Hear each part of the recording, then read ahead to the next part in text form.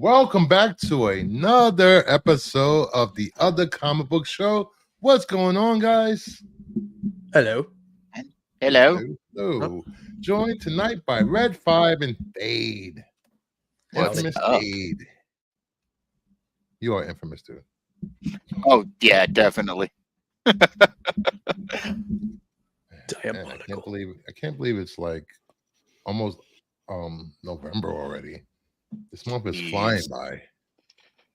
Yeah, it's been stressful for me, but you know why. So Yeah, it's been all. Yeah, I know. yeah, I was watching. I started watching the Game of Thrones again. From the I beginning. House have- of the Dragon or Game of Thrones? Game of Thrones. I started watching it from the beginning. Wow. Yeah, I was just like, I need a Game of Thrones fix. I need Westeros. I need something. I I don't have think I could actually watch Game of Thrones started. again. I have actually started a greater undertaking than your Game of Thrones run there. I have restarted watching Buffy again. Oh, that's a good one. And I'm gonna, of course, watch Angel when I get around to fourth All seven season too. seasons. So I'm gonna kind of watch them Yep. both together. But yeah, Because they did crossover at some point a few times.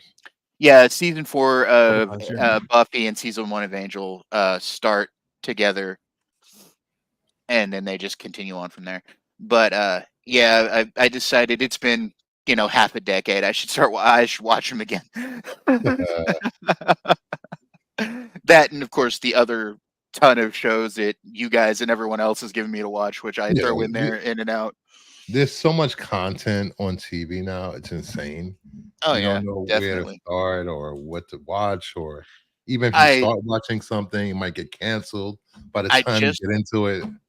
I also just recently watched Terrifier 3, which was interesting. First time watching Terrifier? No, I I haven't saw seen the the first first two. I saw the first two, but that third one was pretty good. I like the Christmas aesthetic. I don't know. I just can't get into the whole Terrifier universe, and I get it. It's not for some people. No. It's a gore fest, and Carnage can't. I like Carnage Candy when it comes to horror movies, but it is a mean little series, and it's mean on purpose. So, what kind of gets me about it though is like it's all low budget.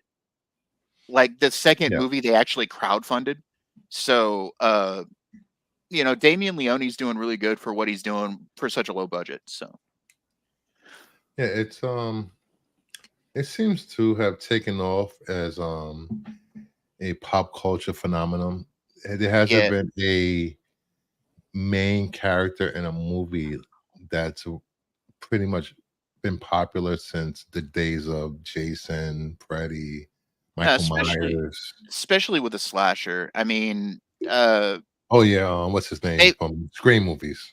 Yeah, there's been a few that have tried, and the only thing recently within like the last 20, 30 years has been the Scream franchise and Ghostface, that and Chucky. But the Terrifier thing, they're actually gearing up they're in production on a fourth movie now. It already like not surprised. Yeah, 9 times the budget in like one weekend. Yeah, it's rolling along, and the good thing about it is they're actually building with the second movie. They started building a mythology, and they're kind of giving it to you slow over time, so you're not it's making you want to see the next one to get more pieces of the mythology. So I mean, they're doing it right, and Damien Leone does good for what he does, and that he started out as a makeup and prosthetic artist. So all of the practical stuff that they do for the movie is really good. I mean, really well done. So my daughter wants to watch it, but I won't let her. What? This is not something I've let anybody under 18 to watch. No. She's 14 and she loves horror movies. She's seen everything else, but I'm like, no, you can't watch Terrifier. Yeah, not yet. No. Yeah, give it some time with that one, man. Because I've seen a lot of people complaining about this movie. Well, I will say this: it went woke. if you have triggers when it comes to like child death or animal torture, then by no means watch this movie, because now I will say what they did tastefully though with the child death is they didn't linger on torture, where Art the Clown usually tortures his victims. Yeah. When it comes to the kids that he kills, you don't really see it; you just see the aftermath. So Okay. it doesn't linger on like the torture on children, which I'm glad that Damien did that, because that's a trigger for me. I don't like seeing kids get hurt all that much. I mean, I can deal with the bodies afterwards, but I just don't like seeing them get tortured in the process. You know. Makes sense. I recently binge watched. What were you gonna say? And I'm just saying it, like he does it tastefully with this third movie, and a lot of people were worried about it because of the teaser trailer. Yeah. What are you gonna say, Red? I recently binge watched Fall of House of Usher on Netflix. That was fantastic. Dude, that stuff is so good. Such good. Mike Flanagan is actually working on starting. He's working on the Dark Tower, but Stephen King's Dark Tower, but as a television series. Towers? No, but he's going to do it as a television instead of a movie. Instead of a movie, they'll do it properly. So each book is going to be a season of this show, is what he's planning on doing. So and it's Flanagan, man. Come on, he's good at what he does, man. Oh yeah. When it comes to long form series, he's good at what he does. So yeah, Usher was amazing. So for anyway, everybody we got watching, a formula to get to. For everybody watching, please, if you're watching on X, head over to YouTube and Kingdom of Nerds. The link is in the chat if you want to watch it on YouTube, and subscribe and comment and like on the video. So let's do some pickups, Red. Pickups. I got some stuff. Yeah, cool. So I have a few things. I showed off a few things on the Qualified on Friday, but I'll show them off again.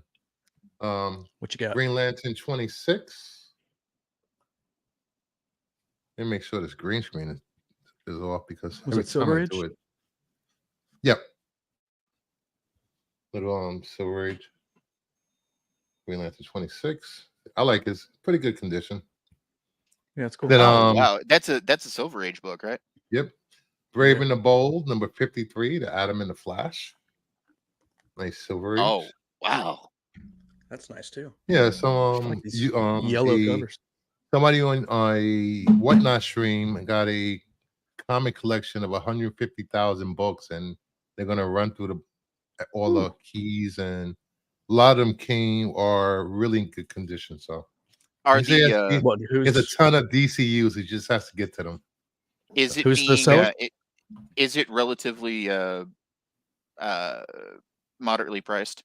Like, just curiosity. Yeah. He's not trying good? to overprice things for people. So who's the seller? I got a majority of my DCUs from him, actually. Packs back in the day. Brave and the Bold, number 49. Strange Sports Stories. I've never seen this. Strange Sports. Is that a monkey? Something different. Yes, Gorilla Wonders of the Diamond. Oh wow, it's a gorilla cover even. I picked up from the same seller. Marvel and DC presents Uncanny X-Men Teen Titans. Oh really wow. Clean, really clean copy. I actually owned that back in the day. I love this cover. This is when Teen Titans and X-Men were at the height of popularity. Yep. Early 80s. I picked up Ultimates 5, the new Hawkeye.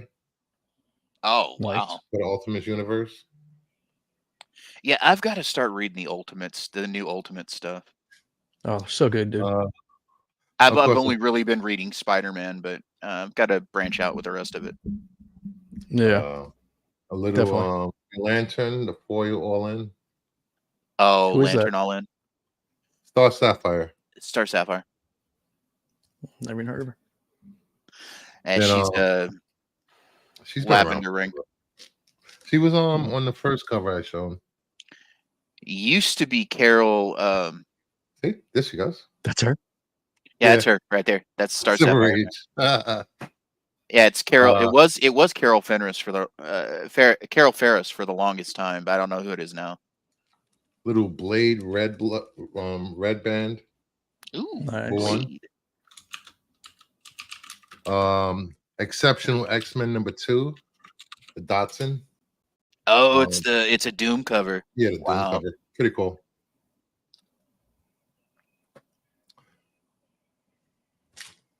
Then we got Action Comics 1070, the Superman foil all in. I like it. Sweet. Yeah, I like it. It's pretty cool.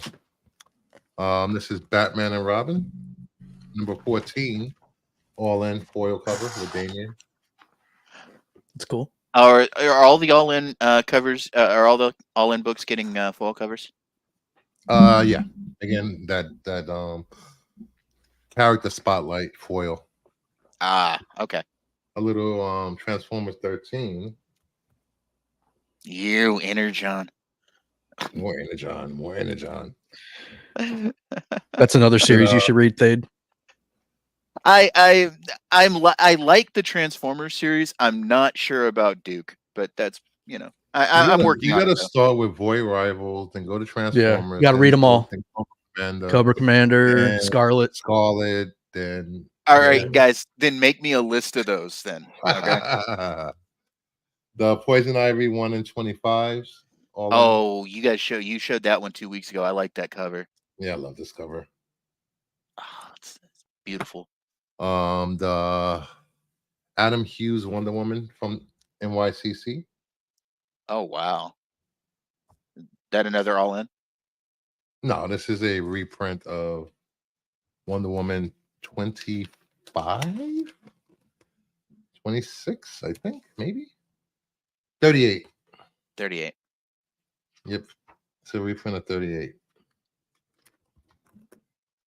But it's not a reprint. It's a con exclusive. Still pretty. I got two of those. So, and it's Adam Hughes. Can't go wrong. Yeah. Also, I got what's this? We got The Creeping Below #1. Don't creep below. That's weird. Did we lose Red? I'm sure he'll be back. Yeah, we lost Red. Creeping Below, these were Boom exclusives on the website. Ooh, those are pretty. Very pretty. Transformers 13, the 1 in 50 with Megatron. Oh, Megatron with an Energon cube. Yeah, it's pretty cool. I like the way the purple like pops on the cover. Oh yeah, definitely. That's a good cover. Well put together cover.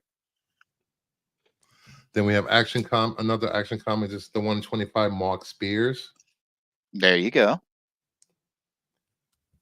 I like Mark Then we have DC versus Vampires World War V #3. Ooh. Oof. The Limb cover. Oh. Such a good cover. Oh, she's a vampire. No. He's a vampire. But when he gets back, we'll show his pickups. But until then, we might as well get to the news of what's going on.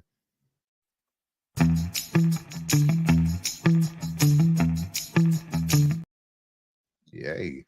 So first up we have Dr. Doom's love interest might be an alternate version of the Scarlet Witch. The ending of Agatha All Along will set up Children's Crusade. Both Doom and Wanda are in love in that storyline. Ooh, I like Children's Crusade. It was a good story. Children's Crusade was an amazing storyline. And then they have I think it's Children's Crusade #1 that has that Scarlet Witch cover, that Art Adams cover that everybody goes crazy for. Is like stupid expensive. Mm-hmm. Insane. But I can see Agatha all along setting up for Children's Crusade because that would be like the perfect ending for that show to like lead into, which will lead into actually probably Young Avengers, then Children's Crusade. Yeah, at some point she has to run into her kids. Yeah, I'm kind of waiting for that to like play out before I watch all of Mhm. it now, Yep. because I'm getting to a point where I'm waiting for these series to finally be all finished before I jump in and watch them, because I I don't think want you to. I don't want to just put watch too much expectation on them. You know what I'm saying? I think you No. should watch it. The first 5 episodes are out. You might as well start now. There's only 4 more. Um, I watched the first two. Mhm. Wait, the first three. So I'll pick up those next 2 episodes then. Yeah. You know, it's it I don't know. Can you really see RDJ and what's her name? I can't think of the actress name right now. Elizabeth Olsen. Elizabeth Olsen as a couple on screen. Does that I don't know It how. It might be a might little work. weird. It might be a little weird, but it's not that big a deal. Yeah, I don't but they're both good actors, so they could make it work. Yeah, definitely.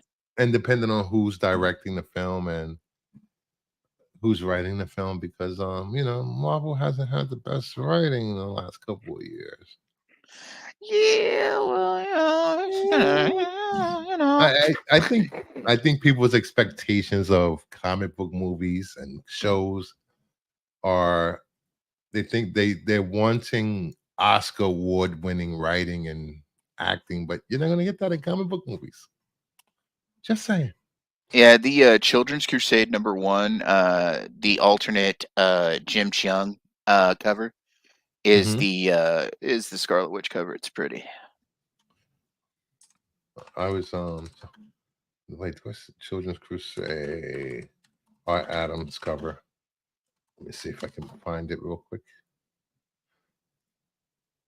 Uh, here we go.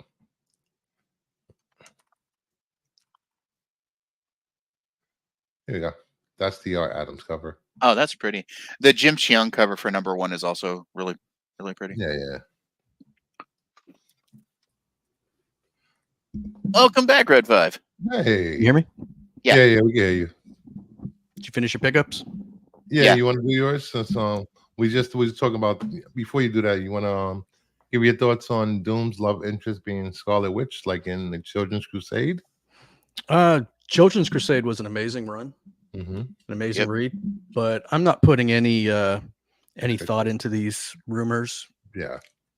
because I mean, every time something new with the MCU, everybody's got 1,000 rumors, and none of them ever have come I true. know. So I'm not even gonna entertain this rumor.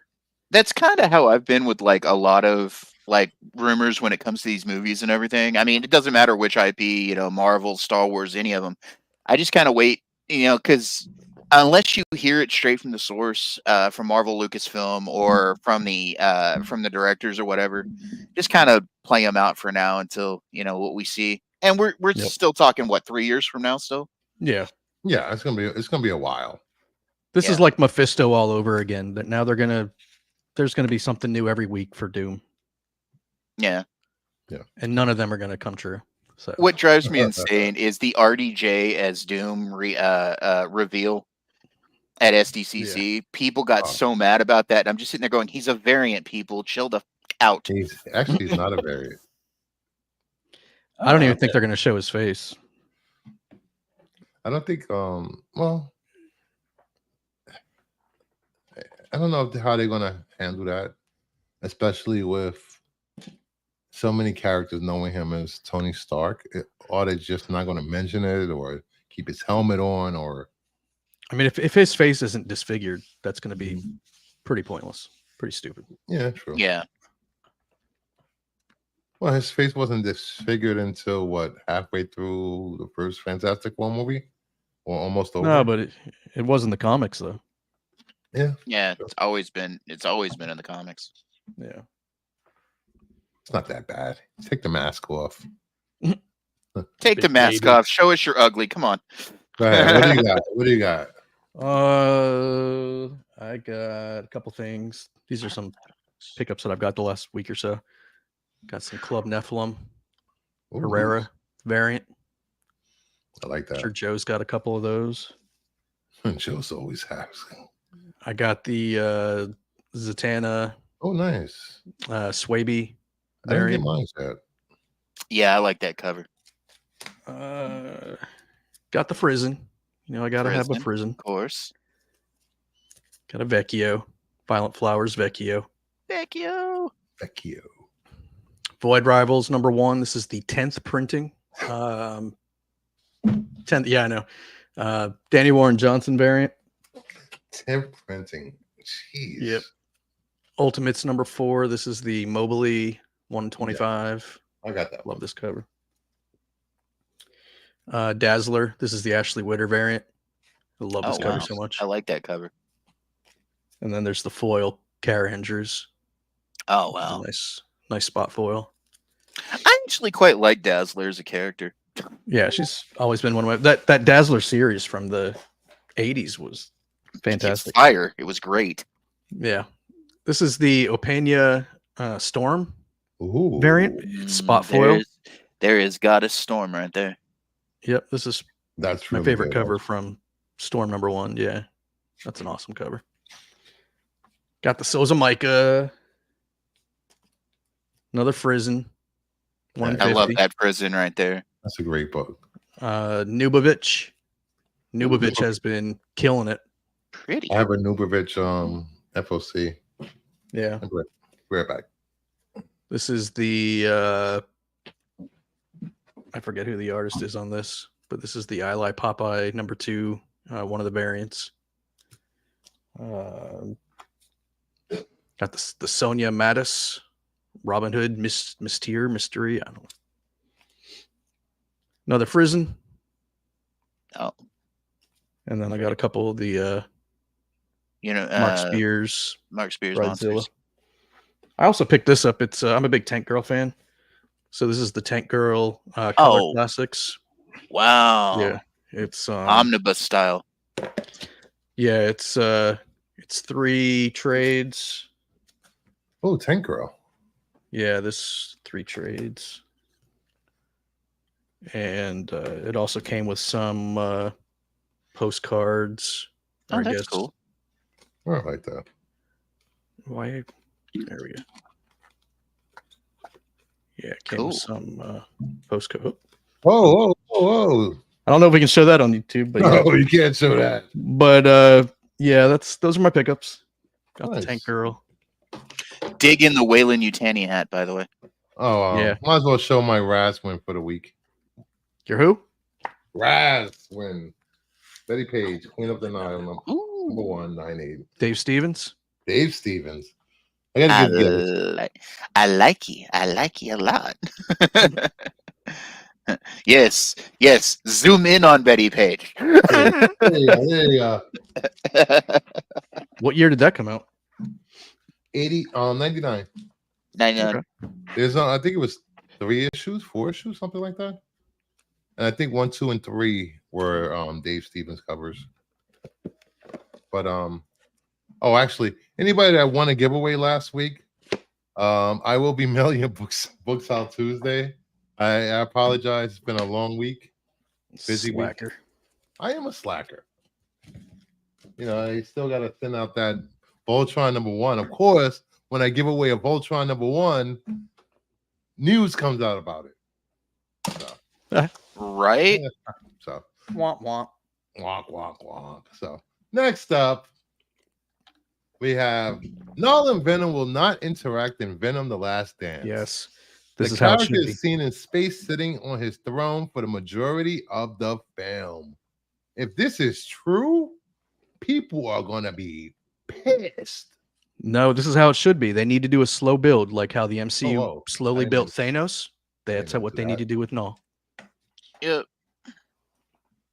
Yeah, you think so? Yes. I think so. Well, if they don't do anything with him after this be ridiculous. They will, though. There's going to be a big Spider movie on MCU. It'll have Venom, Spider-Man, everybody. Yep. You'll see. Yeah, if they're smart. I hope so. It'll be a This spider. this Nolan trailer just took everyone by surprise, actually. Mm-hmm. Were you planning on seeing Last Dance before they announced Null? I I thought haven't about seen a it single Venom movie. because I like the first one. I think they should have rated R the second one, but that's just my opinion. I still have to get through the second one. Yeah, I haven't seen any of them. You really should not have Carnage in a movie unless you're going to rate it R. While I'm showing this, might as well. Hey, Dave, do you see I changed my wall? Yes, I see that. I see that. There is a Spider-Man and a Fantastic Four back there that I really like. Yeah, you like Is that the record? The one that came with the record? Yeah, those three are the record ones. Oh, okay. Yeah. And I just happen to have another one right here. Ooh, Mole Man. Dude, that's an 8.5 up on the wall. Of Hey, course. Red, you want to trade? Want to do a trade? For what? For what? What do you want back? We'll You talk want the later. Zatanna back?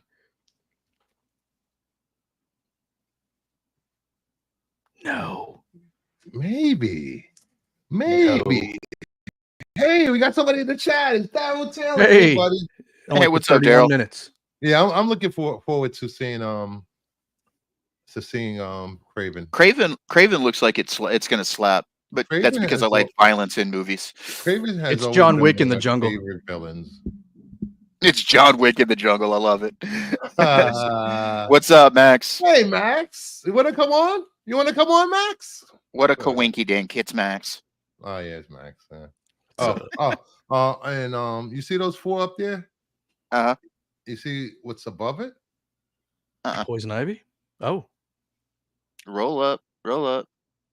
Ooh, New Mutants. Deadpool, Cable. That's the first Deadpool back there, isn't it? Huh? That's the first Deadpool back there, isn't it? First Cable, first Mr. Sinister, first Nightwing. All new stands. Oh, Nightwing. Oh, wow. And you won them all on Res. Well, the only one I won on Raz is that Secret Wars that's signed by Zach. Yeah. Which X-Men is she? Is that the first Sinister? Is that the first Sinister back there? Yeah, no, it's 21. Yeah, it is the first Sinister. Okay, yeah. Yeah. So, what do you mean you need a shower? Hey, Archwell, what's going on, buddy? Man, I'm telling you what, man. I get back into. Ew, I was mowing my parents' lawn and got soggy. soaked. Why are you mowing a lawn in the rain? I'm that's when I get back into collecting, I'm seriously gonna lay back into Uncanny X-Men again because I used to own just about every issue. Yeah. At one time before I sold them all. But I'm only gonna buy graded ones. Good luck with that. 9/8 or bust. That's oof. I doubt some of those early ones you can find a 9/8. You can. There are 9/9s of some of the Bronze Age ones, which is insane. You can find anything if you want to pay for it. But this whole hopefully you're right, Red, and this actually leads into the Spider-Man movie, which is probably not even going to start filming until like the middle of next year, and the next year, and probably released in 2026, 2027. Mm-hmm. Yeah, it has to release before the well, I mean, it's already in production, right? So if you think about production time is 18 to 24 months, we'll probably get it in 2026 because it's been in production for a little bit now. I mean, enough to get teaser trailers. So yeah. So next up, somebody posted Superman should always be taller than Batman, and Wonder Woman should be taller than both of them. And somebody said, James Gunn, how do you feel about this? And James Gunn replied, not good. I don't know where I find an accomplished and talented actress 6'5" and over. Wait a minute, Venom's coming out this year. Yeah, Venom comes out in like a week. Hey, yeah. Christina, how are you? Has he checked LA? I'm sure there's a ton of 6'5" women who would be able to play Wonder Woman. Yeah. Yep. I'm pretty sure. Yeah, Daryl, wasn't did Been you an hear the unknown. rumor about Marvel Studios wanting Henry Cavill to come back and be Captain Britain in the MCU? I have that heard the rumor's been rumor around for 2 about years. a while. More recent one is they want after the Deadpool Wolverine, Wolverine. they want him in the MCU in some type of capacity, but I don't know. This whole casting Henry Cavill for everything and anything under the sun is getting ridiculous. He's already in Warhammer. Well, hold on, He's hold on. Voltron. He's gonna be in Warhammer may not and happen now. what? What? Warhammer may not happen now. What? He's got till December to make the deal with Games Workshop, not Henry himself, but Games Workshop has Mhm. until December to finalize something when it comes to scripts Yeah. and the deal before. I mean, if it doesn't happen by I think it's like December 26th or 27th, it's right after Christmas. If it doesn't happen by then, it's not going to happen. But at this point, Henry Cavill's got Voltron, so And he has and Highlander. Highlander. Yep. They should just cast everybody in MCU should be Henry Cavill. Just Every all role. green screen, all Henry Cavill. How about See- James Gunn cast Henry Cavill as Wonder Woman? Didn't they have somebody telling up the Superman? See, the thing with Henry Cavill has been a rumor in the MCU since at least 2021, 2022. Yeah. And look, I'd love it to happen. He'd be the perfect Captain Britain, in my opinion. But Yeah. it is what it is. He's even British. Yeah, I know, right? Crazy. He's from the Jersey Islands, but yeah, he's What? British. I don't know. He's got that think British it's a perfect, talk. Yeah. it's a perfect Hey. time to do Man from Uncle sequel. Just saying. Technically, I'm half British. My father was from Britain, so. But in any event, I think Man from Uncle should be done. I love that movie. I think Army Hammer's he's done a redemption tour, hasn't he? what's Did he stop interesting eating about people? He didn't eat anyone. but what's I mean, if you interesting can go, about yeah. what's interesting about Cavill is the rumors that are resurfacing about Cavill, because now the James Bond rumors are surfacing again about Henry Cavill, and that's been He is the 6, right 7 age. years. Mhm. And he actually was originally supposed to audition for James Bond back when Daniel Craig did, but he left that because he'd gotten the Superman role. So, Interesting. He'd do a good James Bond too. oh yeah, definitely. Yeah, I still think Idris Elba would make a good James Bond too, but that's beside the point. he's too old. They would need to have to create a new franchise just for him. Which Yeah, he's still so was Sean Connery. Okay, I don't want to hear he's too old. What? Sean Connery was in his 40s when he played. Sean He Connery just was like always almost old. like 60, isn't he? He was born old. Sean Connery. Ah, man.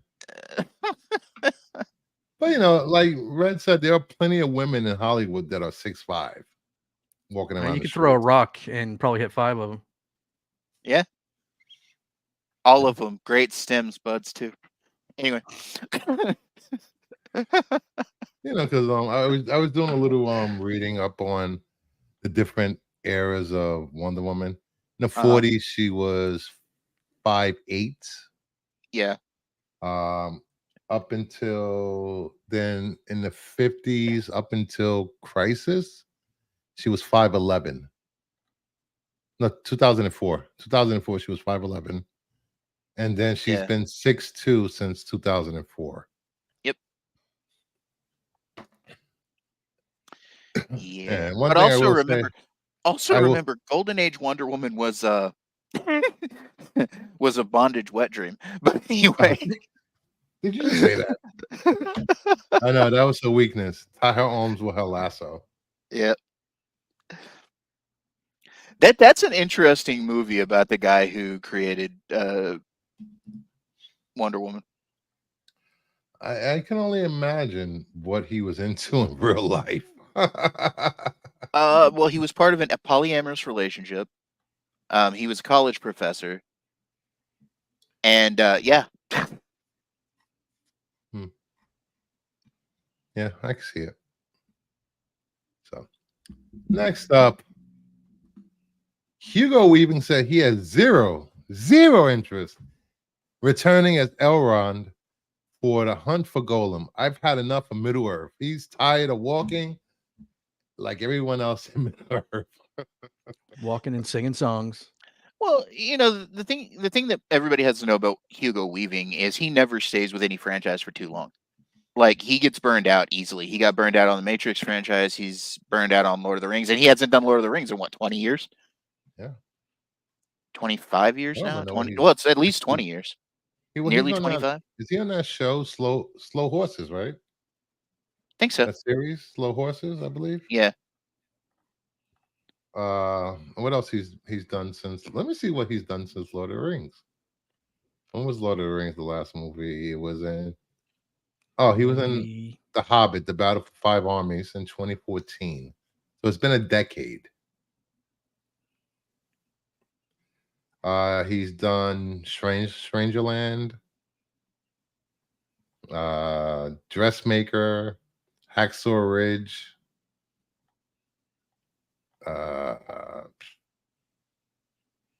Mortal Engines. That was a horrible movie. That bombed horribly. Lone Wolf, and he's Love Me, Royal Hotel, and now he's just currently doing Slow Horses, which I have no idea what that is about. Oh, it follows a team of British intelligence agents who serve as a dumping ground department of M15 due to their career-ending mistakes. Oh, so it's literally like the trash at M15. Do you think they're cast as Wonder Woman in DCU because it's going to happen and Gal is not coming back? Okay, so he hasn't been Elrond for 10 years. Yeah. Because he was in the Hobbit movies. I'd forgotten that. I'm trying to think of a tall actress because you can't go shorter than Gal Gadot. I think they need to just find an unknown. Get a new actress. They need to find an unknown. Honestly, if you're gonna redo some of these series, especially like with the MCU casting the X-Men, they need to go with unknowns. Yeah, that's what they've pretty much been doing with DCU casting. They've been getting actors that are not. I don't want to say C-list, but they have made names for themselves in streaming shows and streaming movies. I don't know. There was a picture. It was really wholesome that I saw a few days ago. It was David Corenswet and Rachel Brosnahan standing on a stage. I think it was might have been Baltimore. I don't know. It was one of the cons, and she is looking at David Corenswet like Lois Lane would look at Clark. It was so wholesome. That's like all the videos of Pedro Pascal and the girl who's playing Sue Storm. Oh yeah. They have on-screen and off-screen chemistry. Well, off-screen chemistry so far since we haven't seen them in live action yet. I'm still looking forward to Fantastic Four. Yeah, I've never been a big Fantastic Four fan. I used to read in late 90s and 90s. Yeah, that was my jam back in the day. I was always X-Men, Fantastic Four, and Spider-Man. Nothing ever really else in Marvel ever fascinated me. I was never an Avengers fan. The first thing that actually made me like Avengers was right before House of M, right before What Caused House of M. Yeah. And that fascinated me, but I was never a huge fan of the Avengers before any of that. Yeah. Same. There's that anime Lord of the Rings coming out in December. Yep. Which it looks amazing. And then also people will always be pissed at James Gunn You know, first it was comic book movie budgets are too high, blah blah blah. Now it's why is he only casting C and D list actors? These movies gonna flop. Maybe he Let me get remind you. Let me remind you. Chris Evans technically was a C-list actor before he played Captain America. Yeah. And these franchises can take an actor from C-list to A-list really easy. Yeah. Especially if they're good at what they do. Yeah, very true. And and you can't complain about high budgets and then want A-list actors in these roles. No. There's no way in hell you're gonna fill a Superman movie with all A-listers. The budget would be through the roof. To be honest, I'm curious what Nicholas Holt's gonna do with Lex Luthor.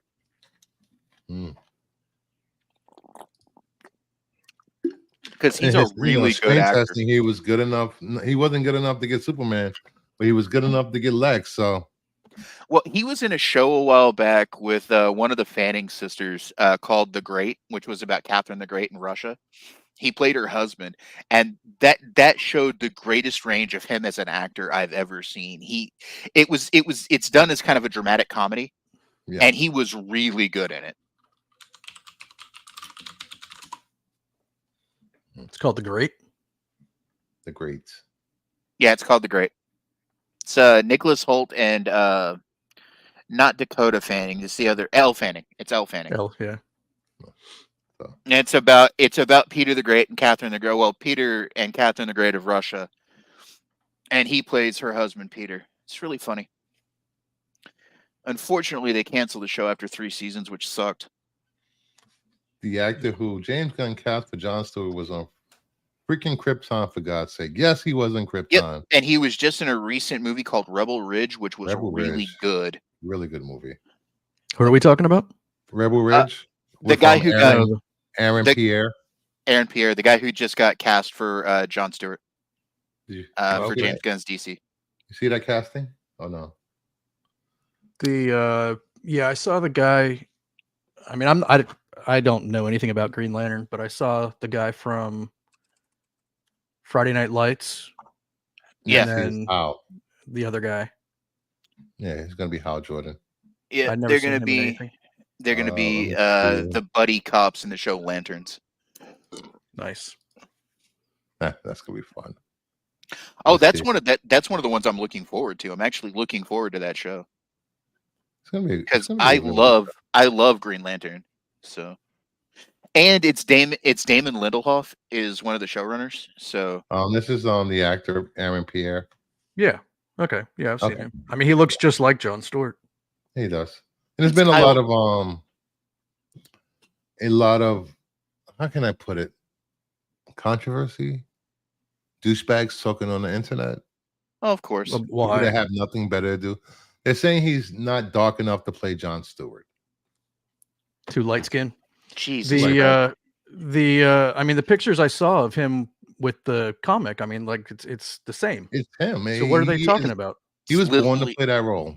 It's literally Jon Stewart. It's just idiots being idiots. Also, Tom King is somewhat involved with this project, by the way. Nice. With the Lantern show. Yeah, he's in the writing room for all DC projects. Yeah.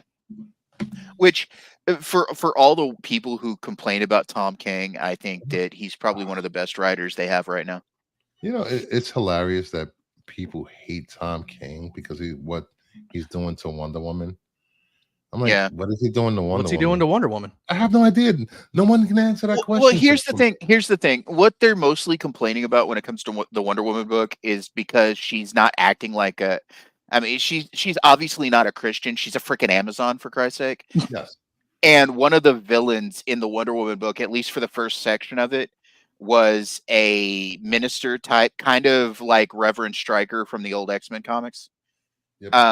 And people are like, "Oh, he's shitting on the Christians and blah blah blah blah blah blah blah." I'm like, she's a pagan, for Christ's sake. Of course, she's not going to be a Christian. Oh, please! And then the same people that complained about that complained about they saw a panel from from an upcoming. Well, it came out already. Wonder Woman comic, where her and Cheetah are like having this moment. They're both trapped in prison, and people went crazy. How can she be a lesbian and be with Cheetah? Cheetah's done some horrible things. It was all in Wonder Woman's head. Well, there's also a couple of panels where she's talking to a kid and the kid's wondering about their sexuality or something like that, and she's like, "You can be." She's holding the kid, going, "You can be whatever you want to be," and blah blah Yep. blah. And I'm just sitting there going, "What? Okay, yeah, you people That that was have a when problem he with was in the this need to hospital. move along in the future." Yeah, you know what I'm saying? Like, Yeah. look, it is what it is. The world is the way the world is. You either accept it or you can, freak out about it and have a horrible life. You know. Yep. The first Green Lantern story I read was Emerald Twilight. I think that Emerald was Twilight was a lot of freaking people's amazing. first story. Emerald Twilight I was need freaking amazing. I need somebody to make me a list of Green Lantern runs to read. I will do that for you because I read a lot of Green Lantern runs. There you go. Send it to me on Insta, and I'll send you a reading order for Void Rivals. All right, sweet. You could start with when Kyle, not Kyle, when Hal dies. From there, go from there. Yep. We got the Well, it actually Kyle Rayner. The Lantern stories really, the Emerald Twilight really starts with the death of Superman story. Oh yeah, because of what happens to Coast City during the reign of the Superman. okay. But yeah, that was a shit show. The reign of Superman. I'll get all that down for you, Red. Yeah. All right. Next up, what do we got here? Robert Englund confirms he can no longer play Freddy Krueger again. I could possibly voice a really high-end animated version, but I know I can't do the fight scenes in more than one take. If you've watched the first Nightmare on Elm Street, the first two Nightmare on Elm Street movies, the fight, I mean, it was so cheesy and so badly choreographed. I'm pretty sure he could do it again. Yeah. Yeah. You're under Red 5 Collects on Insta, right? Yes. All right. I just followed you. All right, cool. All right, sweet. Now he has talked about maybe helping select. Hold on, right back. He has talked about picking the new person to play Freddy Krueger because they still want to make Krueger movies. Yeah. Just don't do it like the last one. Oh. He picked Jackie Earle Haley, and that movie wasn't Jackie Earle Haley's fault. That was a horrible script. Mm-hmm. Jackie Earle Haley would have been a good Freddy had he not had that atrocious script to attach to. Yeah, I mean that's what it comes down to. But anybody who has seen the movie, regardless, they're gonna blame him because he was the face of the. Oh well, yeah, obviously. Which is really funny because the same year, similar company made the around the same time, similar company made the 2009 Friday the 13th reboot, and that was really good. Mm-hmm. Yeah, that was good. Yeah, because it was Robert all Englund is also Robert Englund is also 77 years old now too. So yeah. He did play a Freddy Krueger type character recently, though, with the Stranger Things season 4. Oh, he was great in Stranger Things. Oh, so good. He played Creed. Yep. I wish other actors would take this advice, like they know what their limits are. Oh yeah, Harrison Ford. Cough, cough, Harrison Ford. Well, look, the thing with Harrison Ford. Since they're CGIing Red Hulk, I don't think it's going to be that big of a problem. I'm talking about the last Indiana Jones movie. Oh, look, Dial of Destiny, in my opinion, was not a bad movie. I didn't say it was a bad movie, but if they would have maybe just focused on a younger Indiana Jones and just recast him, either a younger Indiana Jones or hear me out, his son, but with a different actor. Yeah, because Shia LaBeouf is like because Shia's crazy. He's out of his mind. I've seen so many clips of him like going crazy in the streets of Europe and which is everywhere around funny the world because of who he's married. Because of who he's married to. Who's he married to? He's married to Mia Goth. Yeah, that explains a lot. Yeah, he's married to Mia Goth. But she channels her crazy husband while she's filming. Yeah, she's such a good actress. She's becoming a great scream queen. Yep. But like she's married to Shia LaBeouf. They actually have kids. They have, I believe they have a single child together at this point. But like they're perfect together. Yeah, she's a little nutty herself. If you've ever watched her interviews, she's a little nutty herself. Okay, I mean you kind of have to have a little bit of nutty energy to play the character she played in that Ty West trilogy. She was great. She was great. Great. I still have not watched the last one. I still have not watched Maxime yet, but they did so. Ty West was so good with that story though. Like those 3 movies, and the way they played out was like each movie was a genre piece. Which movies are we talking about? X, Pearl, and Maxime. Maxine. That's all part of the same trilogy. Yeah, it's all the same trilogy. You haven't watched them? I didn't know that. No, I haven't seen them. Pearl X is the beginning. Mm-hmm. Pearl is the prequel to X, and then Maxine is the sequel to X. Yeah. Okay. And each movie is based in a certain genre of horror. Nice. Don't watch X with your X or Maxine with your kids. No. Yeah, definitely no. Okay. Max was uncomfortable watching it with his wife and a friend. X is my daughter grindhouse 70s Texas Chainsaw Massacre style. Nudity. Pearl is based in the 1920s and is kind of weirdly based a little bit around Wizard of Oz, and it's got that same kind of same kind of dark look. fantasy. Yeah, dark fantasy kind of look. Yeah. And Maxime is straight up gory 80s like crime drama. Really? Yeah. It kind of harkens back to Mindhunter. Okay. It's or Manhunter, not Mindhunter, Manhunter. It's a really good series.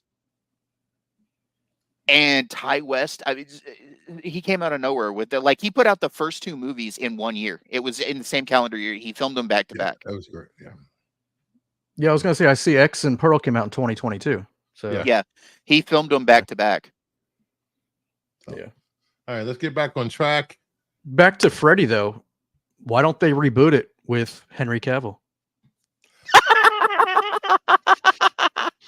Yeah, because we need a British Freddy Krueger. Come on. It's perfect. You know, sir, I was starting to like you, but at this point, come on, it would be amazing. We do not. For all of the Henry Cavill fans, they do not need to see Henry Cavill's face disfigured. You want to hear? That's exactly what they need. That would drive a bunch of ladies insane. You realize that would drive Max insane. Yeah, it would. Max sleeps with a cardboard cutout of Henry Cavill. He has one of those body pillows. You're watching Max. I love you, buddy. It's a Henry Cavill body pillow. I'm going to Max's house at the end of the week, actually. Good luck. We're going to hang out for like a week and a half, a week or something like that. And then I want to head to Florida, hang out with Red. Yeah. Yeah. How'd you fare with that hurricane, Red? It was okay. We lost power for 2 days, and then it was fine. I'm in the middle of the state, towards Orlando, and we didn't really have any flooding or anything. Just a lot of rain and wind. Yeah, I have friends that were just north of that. They were in Palm Harbor. Oh yeah, they were fine too. Yeah. Somebody needs Tampa and Sarasota got hit pretty hard. They need to like build like really high walls around Florida. I'm just kidding. Don't build the wall. Don't build the wall. Just put a big dome around the state. Put a dome over. Well, I mean, it was. I mean, the hurricanes were all the Democrats' fault anyway, right? Yeah, we have those remote controls. Yeah. Yeah, You guys are horrible. That's how we do down in Florida. It's 2024. Call Brie Larson and call her Fredette. They also control they also control the Jewish space lasers. Yeah, according to MTG, right? Yeah, Yep. Jeez. I mean, Marjorie Taylor Greene's got all that on lock, right? Like she knows all of it. Like she's in there deep with that knowledge. Oh yeah. All right, back to the show. No more she space is on a need to know basis or wind controlling stuff, or I have a story. One of my neighbors, her cousin was visiting from Germany. Nice guy, level-headed, until we're driving and he starts telling me that clouds are actually weather controlling machines. I literally had to pull him. Like, what? They're made with nanobots, right? Nano clouds. Yes. Yeah. I mean, that's common knowledge. Yeah. I guess I missed that. And the birds aren't real either. Okay. No. I can't. Moving on. Birds are Russian spy devices. Yeah. Comic reviews. I got to get an intro for comic reviews, I think. We reviewed 3 books this week: Absolute Batman, Terminator, and what was the third one? Sentinels. Oh, I forgot about it. Sorry. Crapinals. So, Absolute Batman released this week with a new take on Batman. There's been a lot of hate for this character design since the beginning. People are complaining that this is not my Batman. I want my Batman. Your Batman is still there. You can read the main DCU. Gee, maybe this isn't your Batman because it's an Elseworlds. It's like people go stupid when Elseworlds is they don't understand when multiverse and Elseworlds happen. They're like, what? Okay, let me just put this out there, and I will always defend Elseworlds because I love alternate reality stories. But here's my thing. These people that claim to love comic books and then whine and complain about multiverse have obviously not been comic book readers for the last 50 years. Because the very first multiverse story was DC's fault, Flash of Two Worlds in the 50s. Yep. And they will always do multiverse. DC will never let the multiverse go. And they shouldn't, because DC it gives them a chance. Multiverse better than any other comic company. And I will agree to that, even though I'm a Marvel guy. I will agree to the fact that DC does multiverse so much better. And in fact, I've told you before, Bruce, that's one of the things I love about DC is the Elseworld stuff. What is he my doing favorite stuff. What's he doing in the chat? Sticks, what are you doing in the chat? Get in here. To ask, hey, Josh Herrera. What's up, Josh Herrera? I've heard good things about Absolute Batman. Did y'all like All In or no? All In has been really good so far. The special was pretty good. It brought back one of my favorite characters, Booster Gold. I love Booster Gold. To answer your question, Red 5, All In is the lead up to Absolute. Okay. Well, All In is actually the special setup Absolute Universe, and then every title going forward will be All In, and that is supposedly, well, it is a starting point for new readers to hop on without any baggage. They can just hop on and read these books. It's totally Absolute. It's a rebranding initiative again. Is this all part of the event that they just did with Amanda Waller? Where yes, Absolute Power. Yeah, this is the outflow from Absolute Power. Yes. Okay. Yeah. I thought it was good. I assumed it was their answer to Marvel's Ultimate line. It is. It kind of reminded me of like Batman, but taking it back to like the 90s Image Extreme, type of storytelling, but with Batman.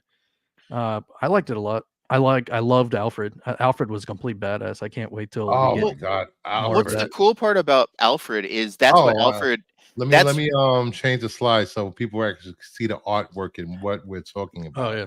The Alfred that's in this is Alfred's actual backstory in the core universe. He never quit. He never became a butler. He just continued on with it in this universe. Yeah, this is the first time they actually did that. Yeah, where he's not Batman's butler and he's still a agent. What do they call him? Gun for hire. Yeah. Well, he was originally MI6, and then he became a gun for hire. But yeah. Sticks, check your Google chat because we're the only ones in the world that uses Google Chat. Hey Terry, what's going on? I liked that. I liked the costume was crazy. I mean, it was extreme Batman. I mean, that's what it was. It was. Yeah. I like that they've started it out with Black Mask. Yes. Roman Sionis instead of one of the more well-known villains. They've kind of started it with a low villain. It's a good story. I like the angle. We were talking about this before the show, but I like the angle of them this group of characters actually all being friends when they were kids. Yeah, they all grew up in Crime Alley. All poker buddies still, and how freaked out were you when Black Mask revealed that he was keeping the faces of his enemies? Yep, that was crazy. I was like, what? Yeah, that was scary. I think this has taken Frank Miller's Batman and elevated it. More violent, more willing to go the extra mile when it comes, except he doesn't cross the line of murder. I know some people wanted Batman to murder, but here's Batman with a freaking shotgun shooting tiny batarangs into Alfred's face. He blew up all those people on the stairs. Are we to believe none of them died? I'm sure some of them died. Did he blow it up, or did Alfred set that bomb so they wouldn't escape? Oh, all you saw was the hand. I guess they didn't say if that was Alfred or But yeah, I liked how Bruce Wayne's not a billionaire. He's just kind of a nobody. He's studied like every part of Gotham. It's insane. Funny anecdote about that Batman not being a millionaire.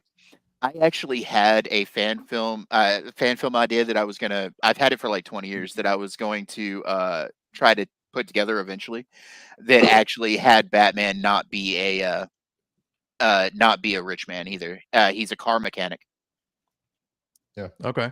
In my story. And I like taking Batman away from the money situation and seeing what he can do. If he can still be the Dark Knight detective without, all of the money. I think it's good to put him in a different light.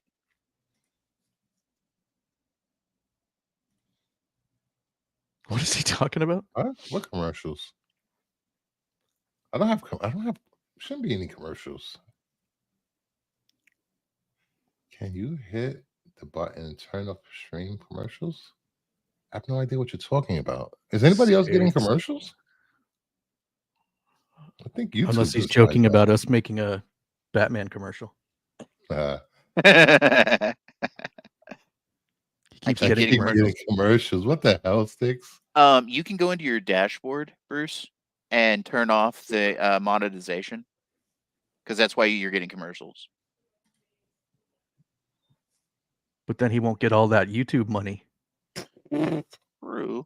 Because it's hundreds of dollars. I know. Hold on. Let me see. It's tens of cents. It's tens of cents, man. You get more money off of. All right. Then I expect a super chat from you guys. No, I'm just kidding. I'm kidding. It was good though, and it. I'm not a Superman fan, but it really makes me wonder what Superman's going to be like in this world. So. Yeah. Have you seen what the previews of what they're talking about for Superman?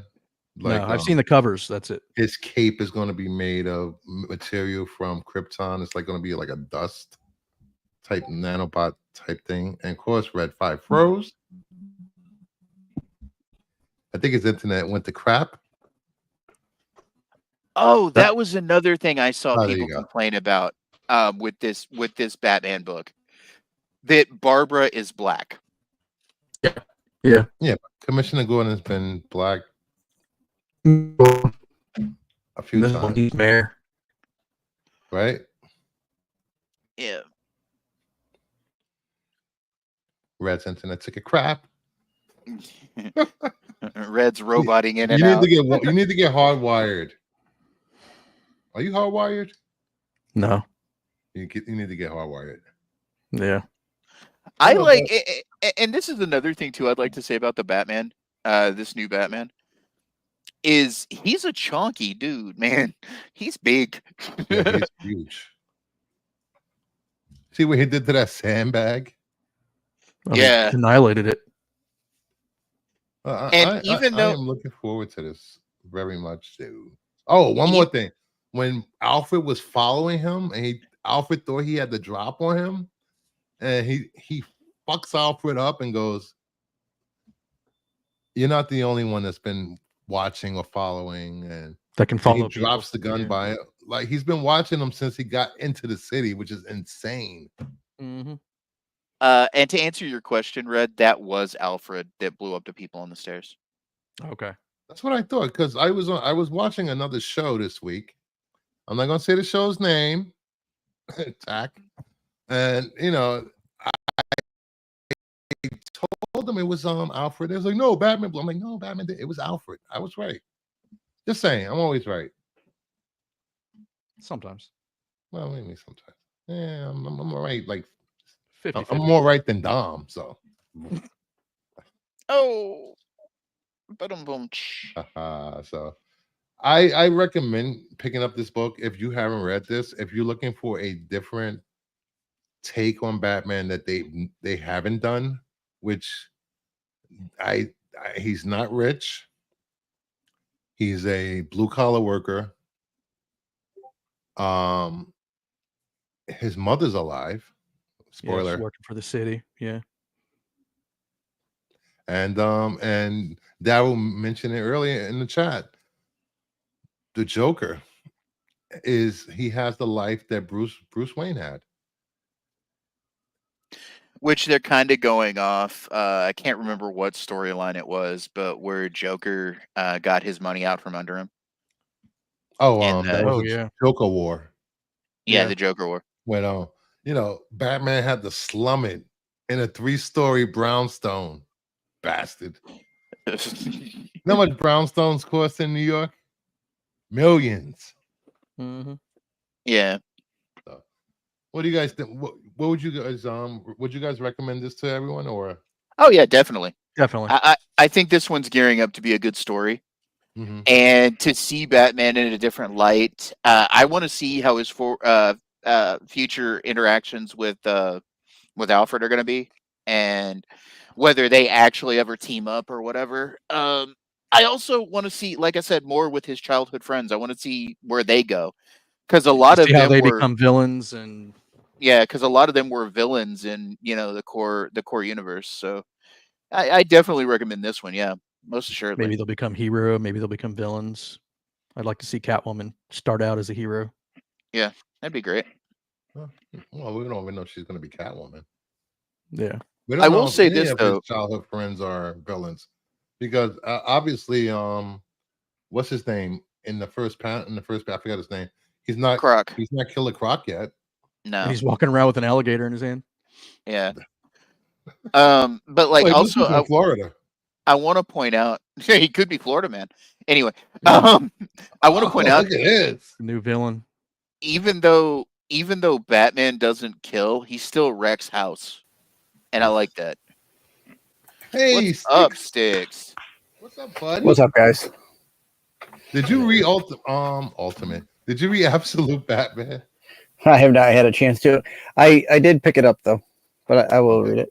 I'm interested to see how it goes. Yeah, I'm interested to what you think, because I'm pretty sure you watched Tack on Wednesday. Yeah, when they reviewed this. Yeah, the hate. Yeah, not everything is for everybody, but I know. You gotta at least give it a chance. It's only the first issue. Yeah, Absolute Florida man. I agree with Red on this though. This makes me look forward to Superman and Wonder Woman. I mean, especially since Wonder Woman has an undead Phoenix. Not Phoenix, Pegasus. I thought you said an undead penis. I'm like, wait, what? I said Phoenix, not penis? penis. It's not flaccid. It's different. It's a different comic. It's a real bone, okay? Anyway.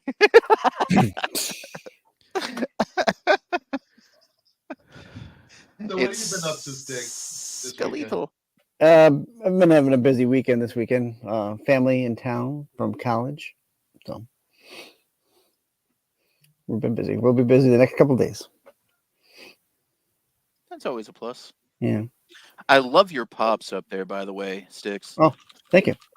Those are all Doctor Who pops. That's what I thought. It's the doctors, yeah. Yeah. You got my favorite doctor up there, number 4. Well, there's the play school one right here, then the regular pop is right there. Oh, there you go.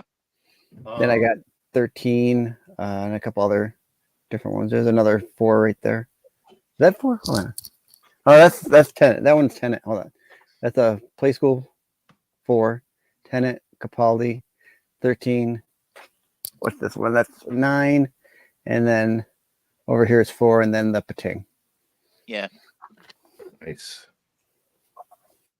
At some point this week, either tomorrow or I don't know when Sticks wants to do it, we're going to put out a video or a live stream with New York City Comic Con exclusives. Yes, please do. Yes, so let me know, Sticks, when you want to do this. If you guys want in on it, we could talk about the covers and we could maybe find the prices of some of these exclusives because some of them are already selling on. They sold pre-sell. As you can see, I have 2. I want that. There's a couple places I noticed had like they have an allotment on their website, and then of course they're going to sell them at the con too. Yeah. What do you say, Red? I want that Akira homage, the Absolute Batman Akira. Yeah, I got 2 coming. That homage from the store. That's a nice one. Yeah, the store. Yeah. I want that Wonder Woman. Wait, I might as well bring up the website. I want that Wonder Woman. Not homage. It's a it was what cover was that? I forgot who did the cover. It's like super expensive. It's the one that you got, right? The one that you got earlier. No, it's the David Finch foil. The David Finch. Oh, the David Finch one. Oh, okay. Yeah. I knew you got some early. Of the Wonder Woman. Here we go. That's the David. Oh, that's Finch. the old Finch. Yeah. Yeah. They made it a foil. So they have Ooh, I like that Rogue. They have this one, which I have 38 hues, the 38 foil Finch. Uncanny X-Men Lyrics Lee, which is beautiful. You got that number 1. You got that Savage Land Rogue. I love that. Yep. You can't beat Savage Land Rogue.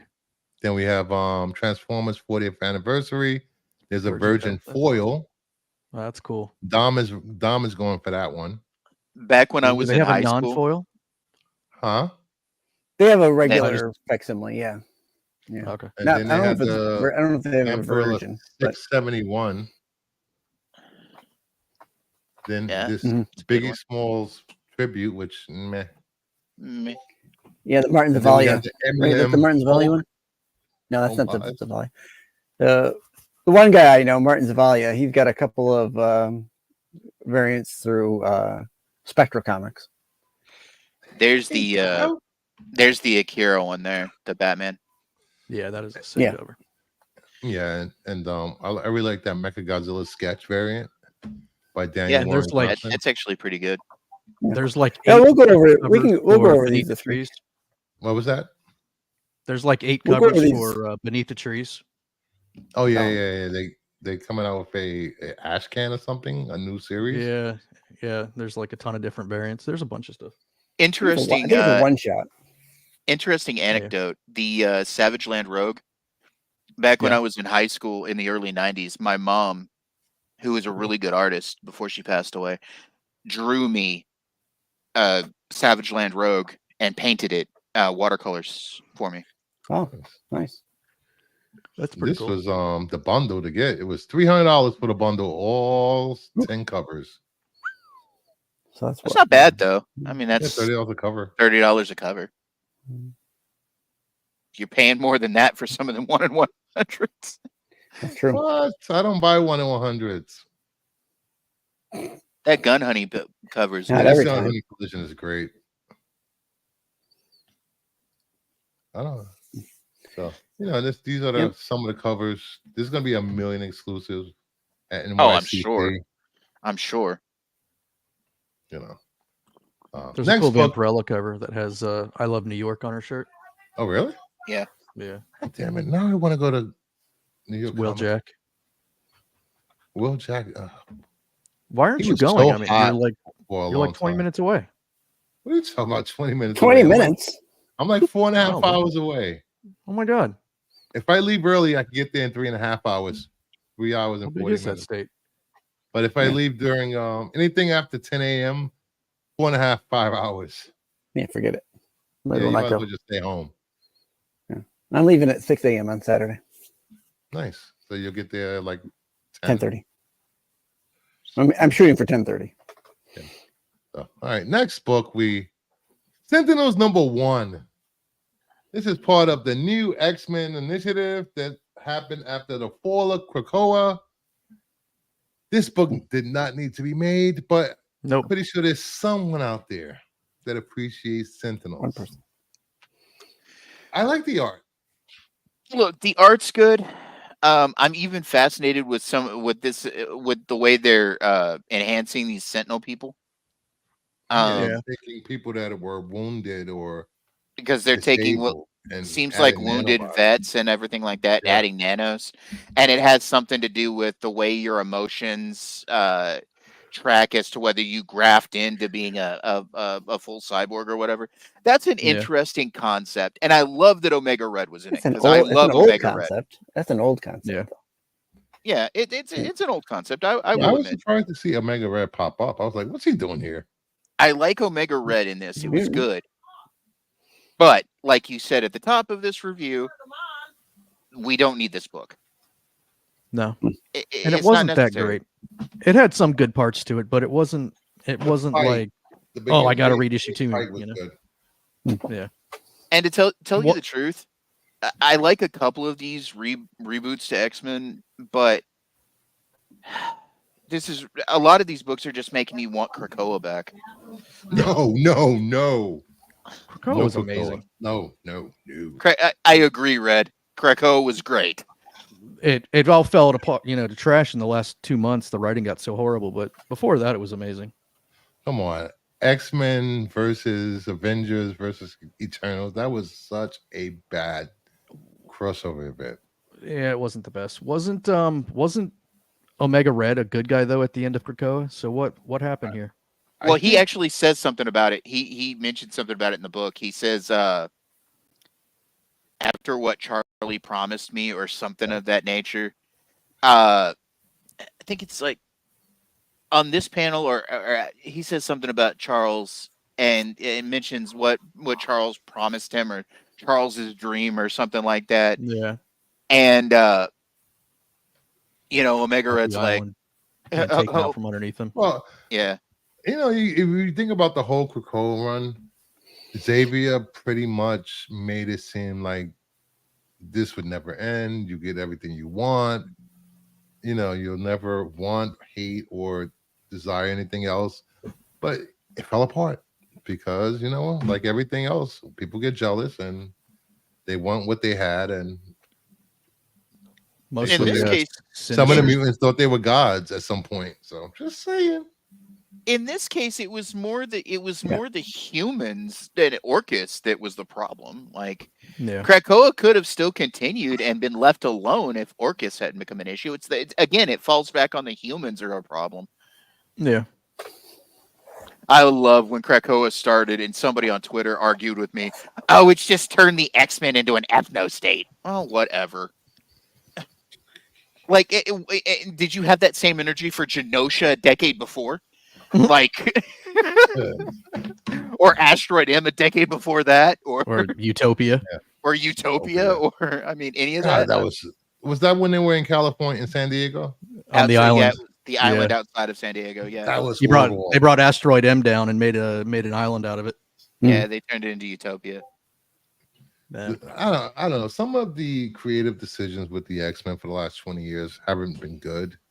Well, okay, so that was under Utopia was created under Grant Morrison, and I actually like Grant Morrison for what he did with the X-Men. Mm-hmm. Utopia was an interesting idea, but just like Krakoa, none of those mutant nations are ever going to exist because, again, it goes back to humans being jealous or terrified. Yep. You are never going to, unless you take all mutants off planet Earth and take them to a different planet. They tried that. There is never going to be humanity leaving mutants alone. It's just never going to happen because of fear, and it all goes back to what Senator Kelly said in one of the X-Men movies. Are you going to trust a person who can walk through a vault or phase through a vault wall or, change your mind and make you do whatever, control you or whatever? It all goes back to that. Well, that's yeah, true. Because if you look at what mutants could possibly do, take it for example, what was that, season 3 or 2 of The Boys? Where the shapeshifter turned into a woman and had sex with the senator. Yeah. Oh yeah. Well, look, you have literal gods amongst mutants. Storm, Phoenix, Iceman. They're all like they can seriously level a planet with their powers. Yep. Or hold the whole world hostage. Magneto. I mean, you've got people that are literal gods amongst mutants. And then you have, the little C and D mutants, the gammas that are not all that powerful, but have something weird going on with them. Those aren't the ones they worry about. They worry about people like Magneto. They worry about people like Storm. They worry about people that can seriously crunch a planet with their abilities. Right. Phoenix, Professor X, Iceman, pretty much freeze the planet if he wanted to. Because they made him all like Omega level. I mean, Storm could flood the planet or starve everybody. Yeah. All I want out of X-Men, I only need maybe 4 books. 5. X-Men, Uncanny, New Mutants, and X-Force. And Alpha Flight. What they needed the Canadian mutants. What they needed the book.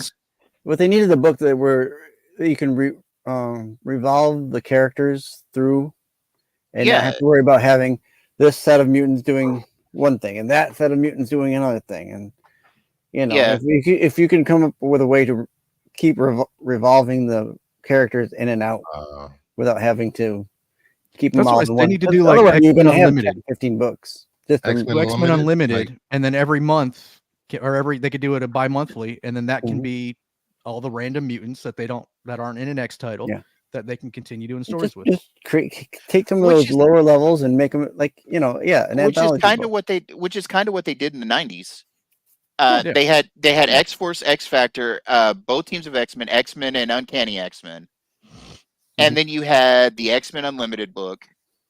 And then of course you had the outliers like, Wolverine or whatever, but like you had a core set of like 4 books in the 90s. Team books. I don't know why he's talking about Alpha Flight. Because I like Alpha Flight. Nobody needs Alpha Flight. I need Alpha Flight. They're mutant adjacent. The full of Krakoa storyline, Alpha Flight was good. All right. They're mutant adjacent. All right. Moving on from this book. Canadians. The last book we reviewed, Terminator #1, with 40 covers. 40 covers for this book. 40. And there's more on NYCC exclusives. No, I'm counting those. 40 covers. I haven't read it yet. I gotta read it. It was good, but it felt more like a one-shot. It was really good. I was surprised at the artwork, and the art was amazing.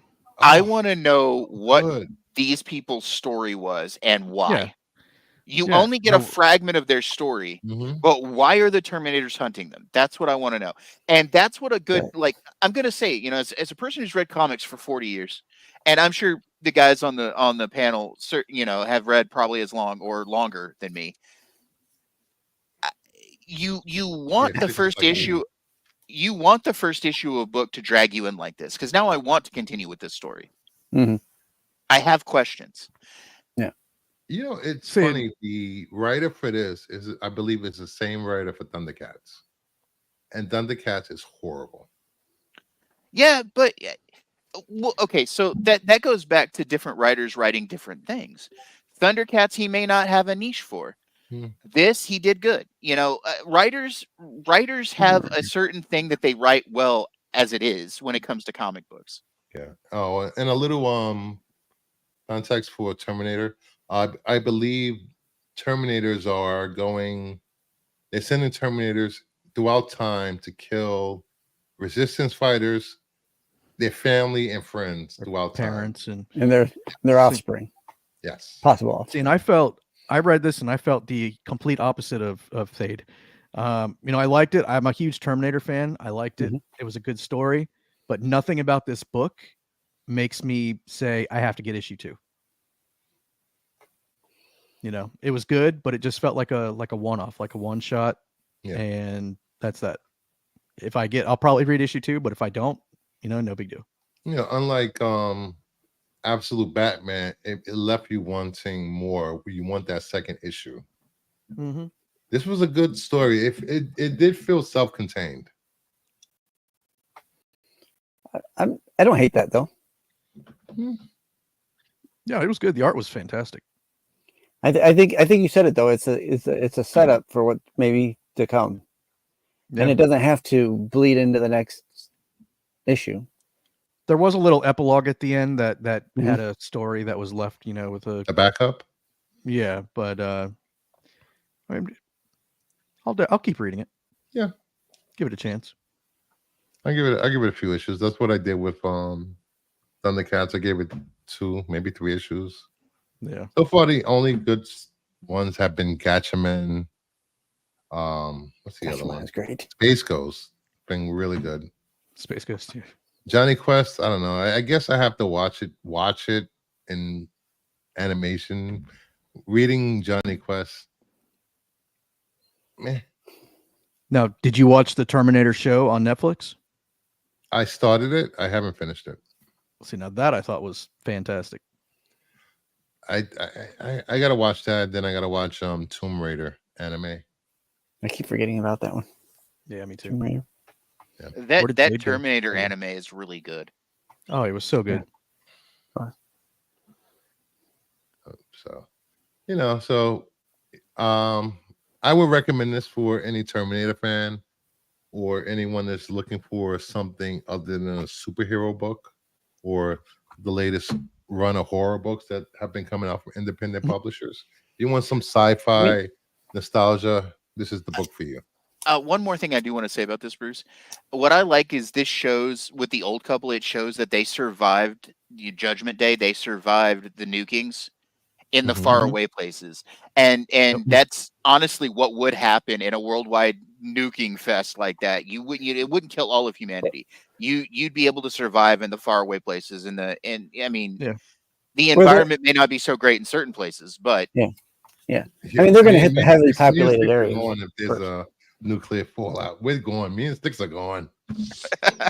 Yeah, I mean, they were saying that there wasn't a lot of fish. There wasn't, it's if you really want to know a good place to go, Bruce, besides Northern Canada for the United States, Canada. Montana, South Dakota. Montana. Yeah, you can see some people coming. Yeah. Utica.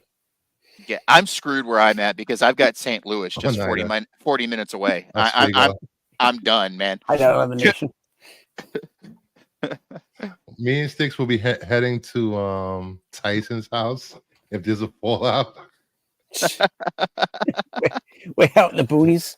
Yes, in the boonies. Hey Tyson, if you're here, you're watching a rewind, thinking about you. All right, now I think we should want to try my new stuff now. Personally, I'd be going for an island somewhere. I have a new thingy to show off today. Oof, a new thingy? New thingy. It works. Sold off your old thingy, huh? Ooh. Flaming hot covers of the week.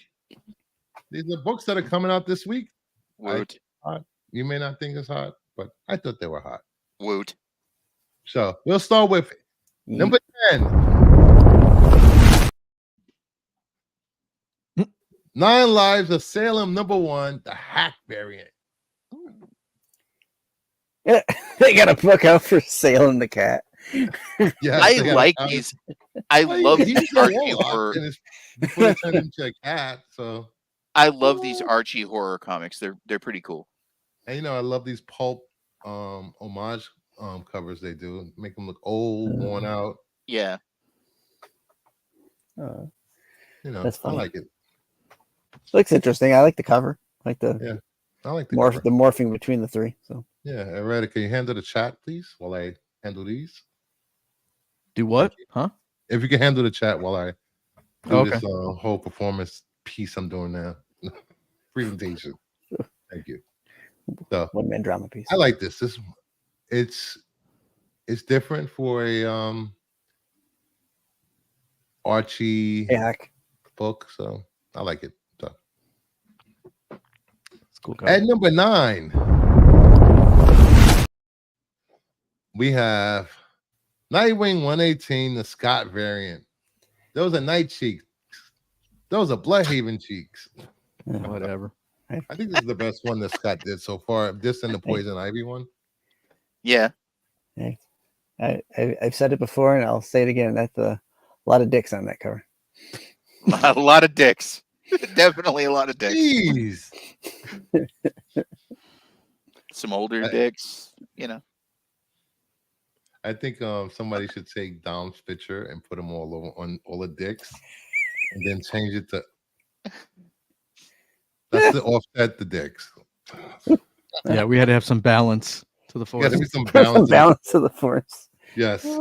I like these covers. I like these style of covers with all the different costumes. Yeah, so it's I'm fine with this.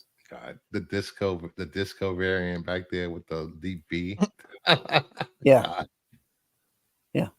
Was that a real costume? Yeah. Huh? Yeah, these are all real costumes. Yeah, it was the first Nightwing costume. And I'm definitely liking what Nicola Scott does for covers. Yep. Mm-hmm. At number 8, we have Godfather of Hell number 1. The 1 in 15 Sheehan incentive homage to Scarface. Scarface. What? So, not familiar with this one. I'm like, interesting. He has no nose. He's a zombie. He has no nose. No nose whatsoever. Man, I hate when my nose is missing. I do like the Scarface homage though. Yeah. It's a good cover, and it's only a 1 in 15, so it's gonna be like $15. You know what I like about this homage? It's not an overdone homage. It's a slightly overdone homage. It's a slightly overdone homage. Yeah, slightly. Yeah, I think like it's not on fire. It's not on fire. So, at number 7. We have All Winter number 4, the Putri variant. I loved the original story for Dark Knights of Steel. I'm hoping I'll like this one, but I'm waiting for it all to come out before I read it though.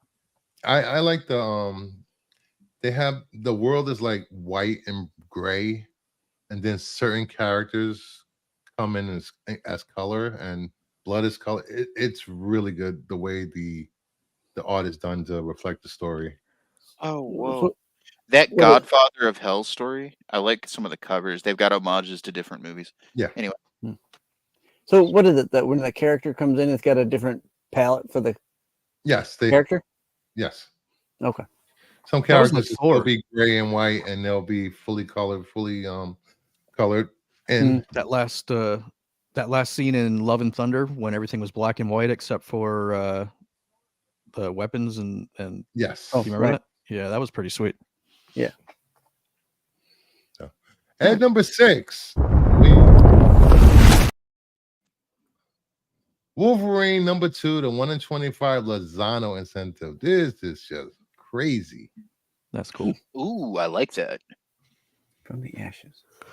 It's like battle damage Wolverine. Yeah. All his covers are battle damage, actually. Pretty much. It's a good cover. I'll wait for it to come down lower than ratio to get this, but it's a really good cover.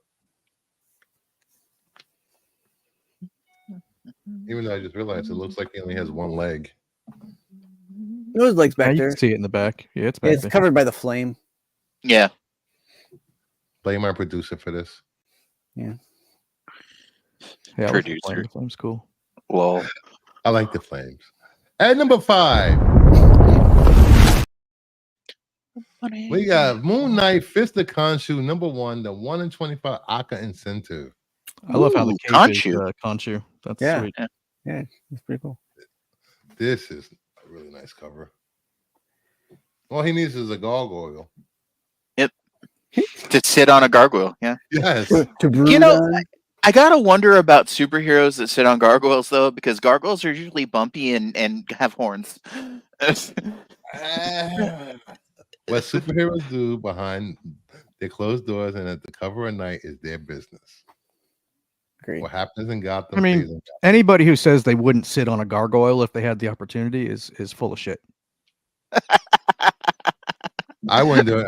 I have a fear of heights. Sorry, not doing it. You have a fear of gargoyles. I don't have a fear of you. What are you talking about? Womp womp. Hey, I'm a pretty good looking gargoyle, thank you very much. I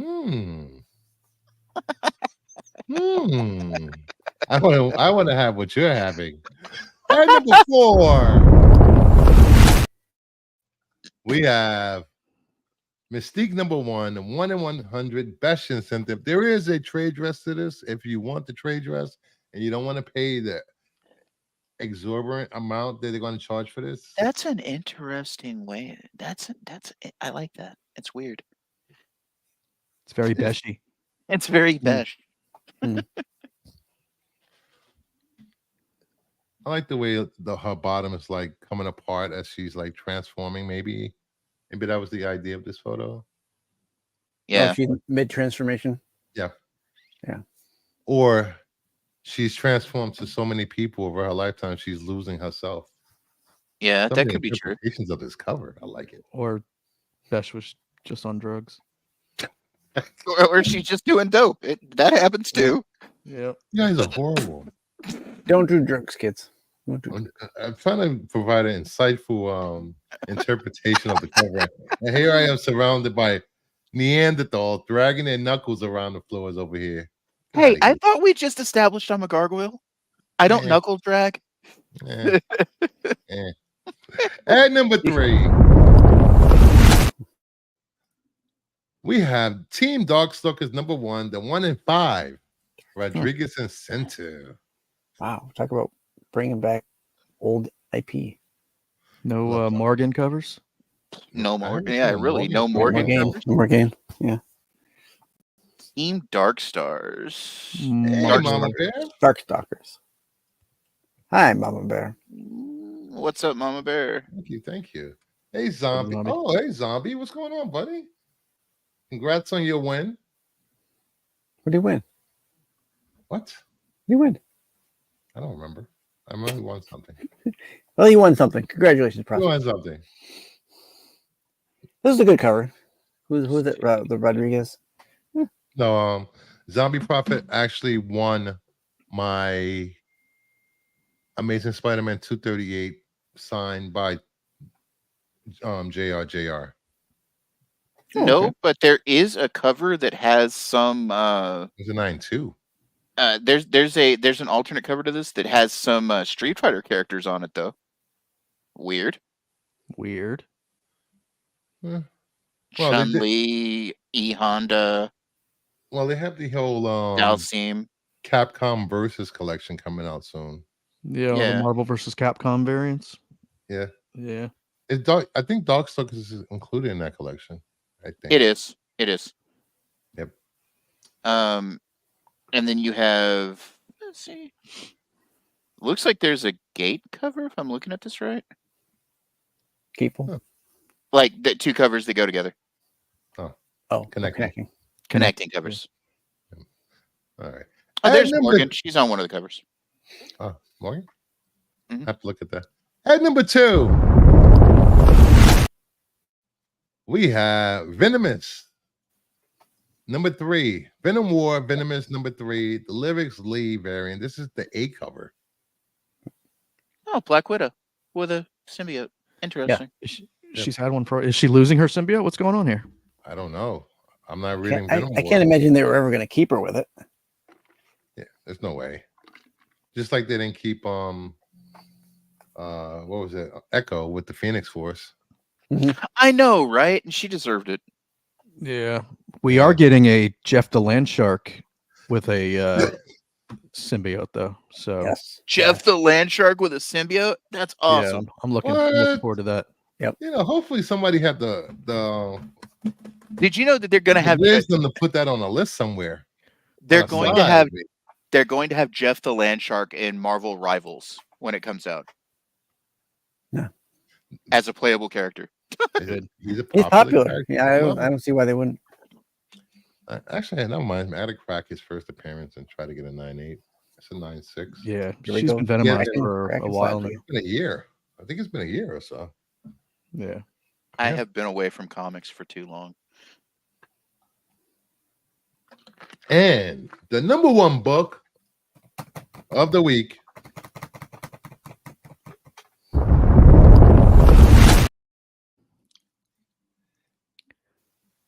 Catwoman 69, the 1 in 25 Nobovich incentive. This is just a beautiful cover by a newcomer to DC. I mean, Nubovich's Poison Ivy covers have been amazing. Catwoman 69. Even the detail of the whip is insane. The way it just she looks like she's ribbing on the whip. It looks like Jeff DeCall a little bit. Yeah. It's a good cover though. It's really good. Yeah, this cover is just like great. So hey, Hack, what's going on? Some of these other covers are good too. Yeah. Let me see who the Frank Cho cover is pretty good. The Cho, you know what? He's done that style of war, and it really hasn't hit. Hey, Ed LeBeau, what's going on, buddy? Fear Heights. Hey, Ed. Crane Inspector. Whoa, no, thank you. Hey, you haven't subscribed to Hack, please do. He does some great unboxings and some great giveaways. Yes, he does. Community chat sometimes with some of his cast of characters that are on his channel. Really good. Yeah, me and Hack gonna get together and we're going to collaborate at some point. You know, because we are a community and we should help each other, you know, grow the community, each other's communities, because without the community, we won't be here. True. Less drama, more love. No drama, all content. Yeah. No drama, all love. All love. Yeah. All love. Since I switched to this new setting thing I'm doing with the intros and stuff, I don't have access to any of my videos to make fun of people, so I will be doing new clips this week to make fun of people. I have my video editor working on funny scenes of me pretty much destroying Dom on stream. So we will be getting me destroying Dom with clips. So moving on to everybody's favorite video games, graded video games. Do you still have these old retro games in your collection? Are they in your garage? Are they in your attic? If they're not, go to somebody's house and just walk out the house. I'm just kidding. Go to somebody's house and walk out the door with them. Anyway, we have the Berenstein Bears Kid Vid Talking Video Game Set.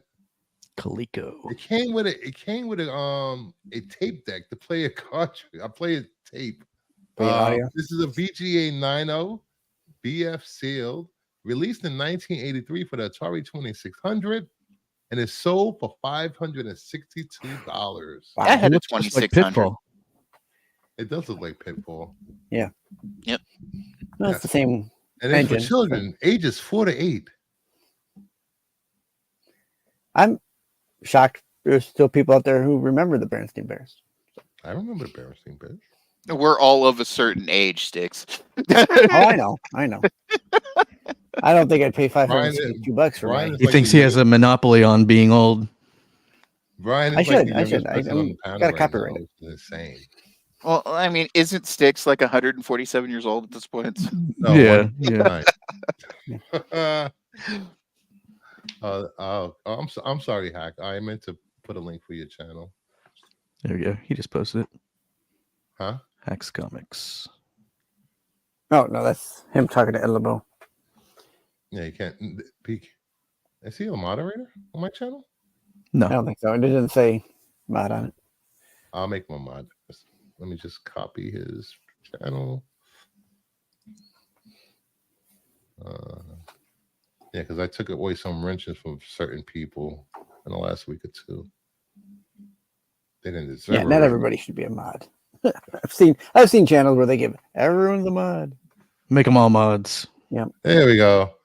Not all the mods. Subscribe to Hack's channel. I want everybody on the panel, if you can, subscribe. Sticks is already subscribed. I'm already subscribed. I got you, Hack. I'm on. My brother would never let me play at his Atari. No. You know, it's funny because I still have mine. There was only 2 TVs in my house.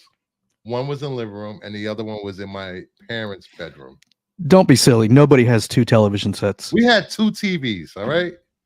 We had 2 in my house. You know where the Atari was? Yeah, you butthead. The Atari was in my parents' room. They played Pac-Man and Miss Pac-Man more than we did. Yeah. My father broke so many controllers because he had huge hands.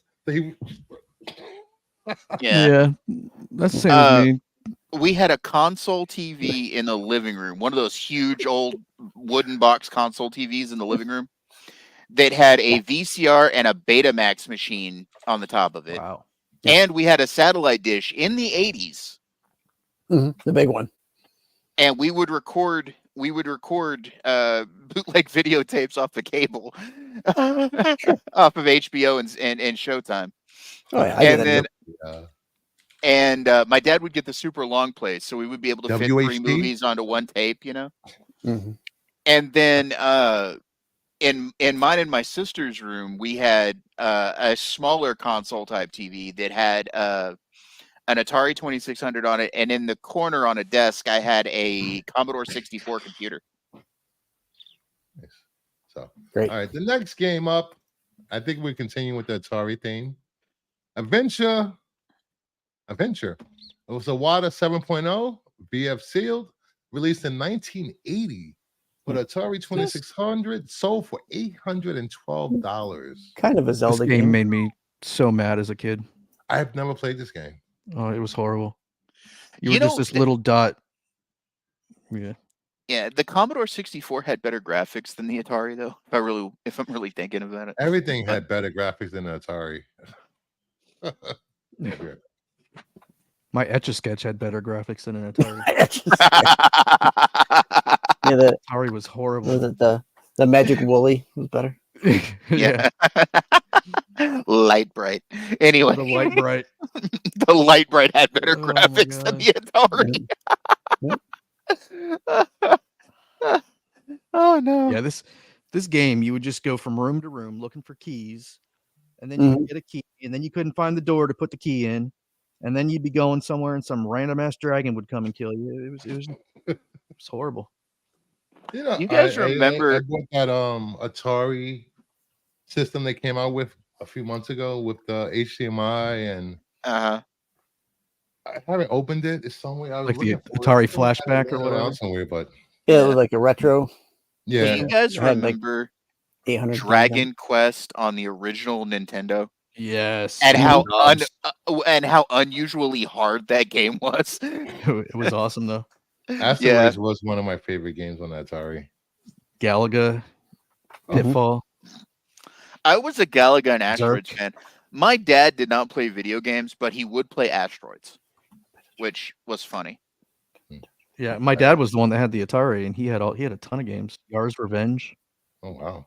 Yeah. Mars Revenge. That was River Raid.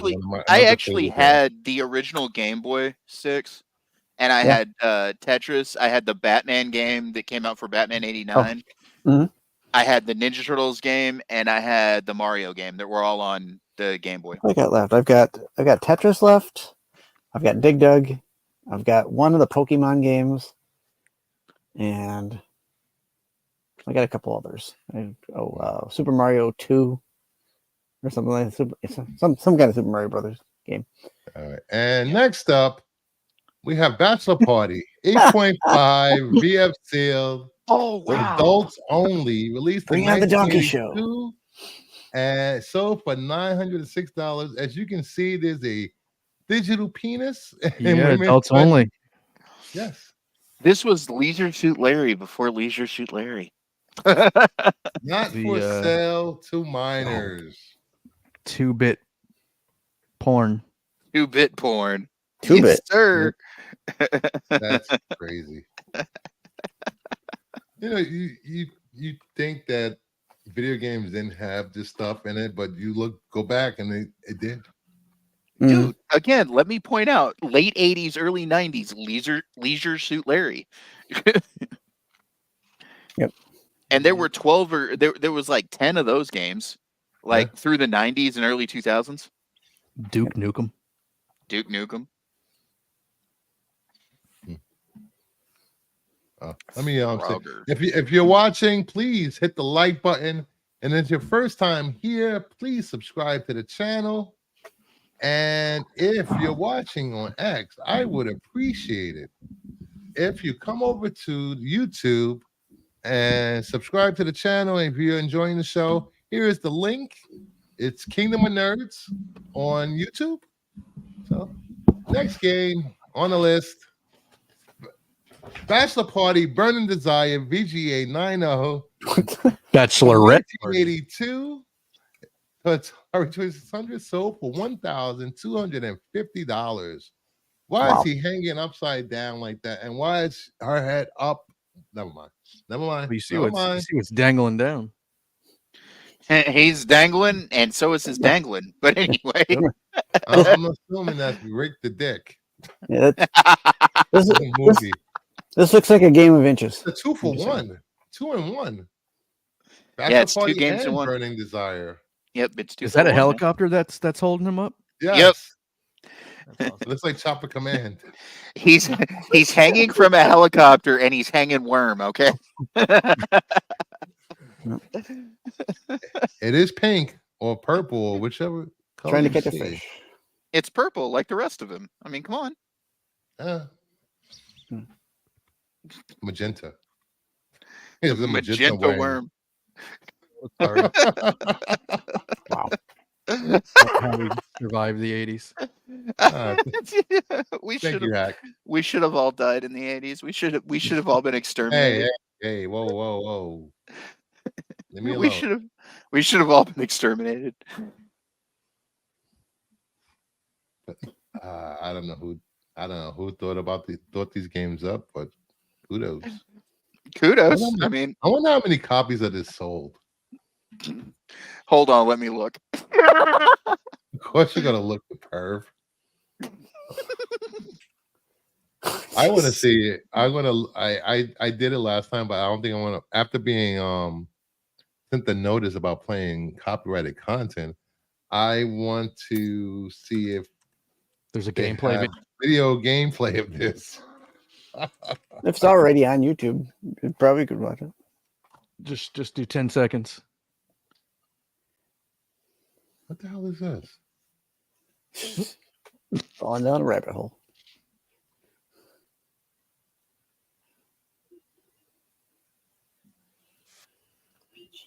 It's like Pong. But he got to bump into the women with his Pong. Let me see if I can get away with this. It is a video game. All right. Here we go. Oh boy. Wait, where's the Oh, helicopter? boy. This is Oh, bachelor boy. party. This isn't bachelorette party. Oh my god. Like Pong. What the hell? Oh, getting from behind. Oh, Oh, you got one. This digital, what, 8-bit, wow. what 2-bit anal? Now look up bachelorette party. If you stick that stick on a tree, you die. What have you posted? Don't look at me. I was forced. The panel forced. What have you to bring that done? up. Forced. This is why we can't have nice things. You were already looking up before someone even suggested it. Get out of here. I don't know. And the final game on the list. I will say this: I did not handle the video game portion of my slides, so don't blame me. Wasn't This me. actually sold pretty good for 1982. We have Atari Video Cube, VGA 8.5, Rubik's Cube. Rubik's Cube, pretty much. It's like That's what it says on the screenshot. 1982, $1,250. Damn. That's crazy. I hope people who spend this much money are like putting it into like some kind of like a museum or something. I don't get why that's a lot of money. Game Rubik's Cube instead of Atari Video Cube on the box, but in game it's Rubik's Cube. Yeah. Maybe they got sued. Yeah, true. You know, and they only changed the box art instead of the whole game. The whole game. True. All right. Are we done with retro video games? I believe so. And that leads us to some comic book. Here we go. Silver Age sales. Silver Age, Golden Age sales. Probably Golden Age. I decided to do some horror comics, being it's October. So first book up, we have Amazing Mysteries 35 from Bell Features 1950. A CGC sold to be 2.5. Sorry about that. Cream to off-white pages. Sold for $1,260. Could you imagine what there an are only 42 graded copies. Probably $3,000. It was 8.5. Yeah, 8.5 is probably. Yeah, 8.5. There is 3 8.5s on the census. Oh wow. The highest grade in this is a 9.2. A 9.6. That's not the right book on the census, though. Huh? Is that not the Look right at the CGC title. It shows issue 32. Amazing Mysteries 32. This is 35. Yeah. Yeah, that's 32. No, I think something happened with the census because the Canadian one is 35 and the American one was 32 for some reason when I looked at the census. Interesting. Canadians mess up everything. Freaking Canadians. Yeah, even says Timely Comics is publisher, not Bell Features. Oh, so this is a foreign. Whoop. I guess it would be considered foreign. I have to do some more research on this. Next up, we have Eerie Adventures #1, Ziff Davis Publishing from 1951, a CGC 4.0, all white to white pages, sold for $630. There are currently 52 graded copies. Highest CGC graded copy is a 9.2, and this is a painted cover by Alan Anderson. Terror in the Everglades. Vampire of Venus. Vampires of Venus. Beauty versus death in the Grim Reaper. Is that a knife or is that a sex toy he's pulling out his clothes? That's a knife, you sick freak. Oh, look at the tip. Come on. Look at the tip. That's like Bill and Ted's bogus journey. He's just giving them the tip. Best out of 14, damn right. $630 seems cheap though for it's a painted cover. It's a bondage cover. Gold. 1951. Display is nice too. Yeah. For 4.0. He's just giving them the tip. Interesting. Next up, Out of the Shadows, number 8 from Standard Comics, 1953, CGC 3.5, off-white to white pages, sold for $1,320. There are 66 on the census. Highest known graded copy is a 9.4. Wow. All those heads. It's crazy that these get any higher than a 5, really, considering crazy. how old they are.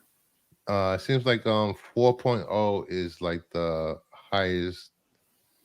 It's like 9 in the census at a 4.0. Yeah. Got a couple restored. Got this one sign. Who signed this? Who's alive to sign this one? CGC. Just say. Who the hell was alive to sign this book? You know, and it's probably witness. It's signature. Who signed this book? Seriously. Who knows? That's pretty cool though. Yeah, really cool. Next up, we have Phantom Stranger number 3 from 1953, a CGC 7.0, white pages, sold for $1,080. There are currently 48 on the census. The highest known graded copy is a 9.0. 3.5 seems to have the most graded in that condition. Geez, they didn't care what they just stapled anywhere. Staple right on the cover. Here. Mm-hmm. Surly DC for you. Oh, and it's a Carmine Infantino cover. Oh wow. It's Cy Barry. Cy It's Barry. the Sound of Music.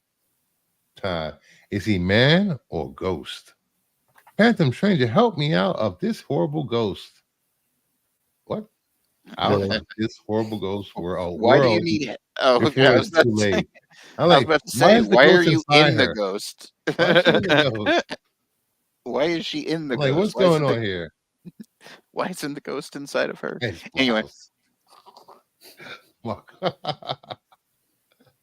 Next up, we have Beware Terror Tales number 8 from Fawcett Publications in 1953. CGC 6.0, white pages. White pages. Sold for $2,280. Only 32 graded.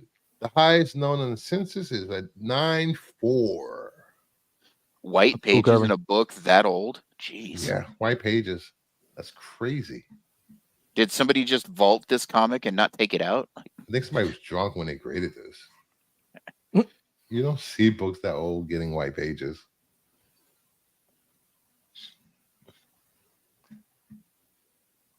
The cover before Phantom Stranger has Marco Lurkin in the background.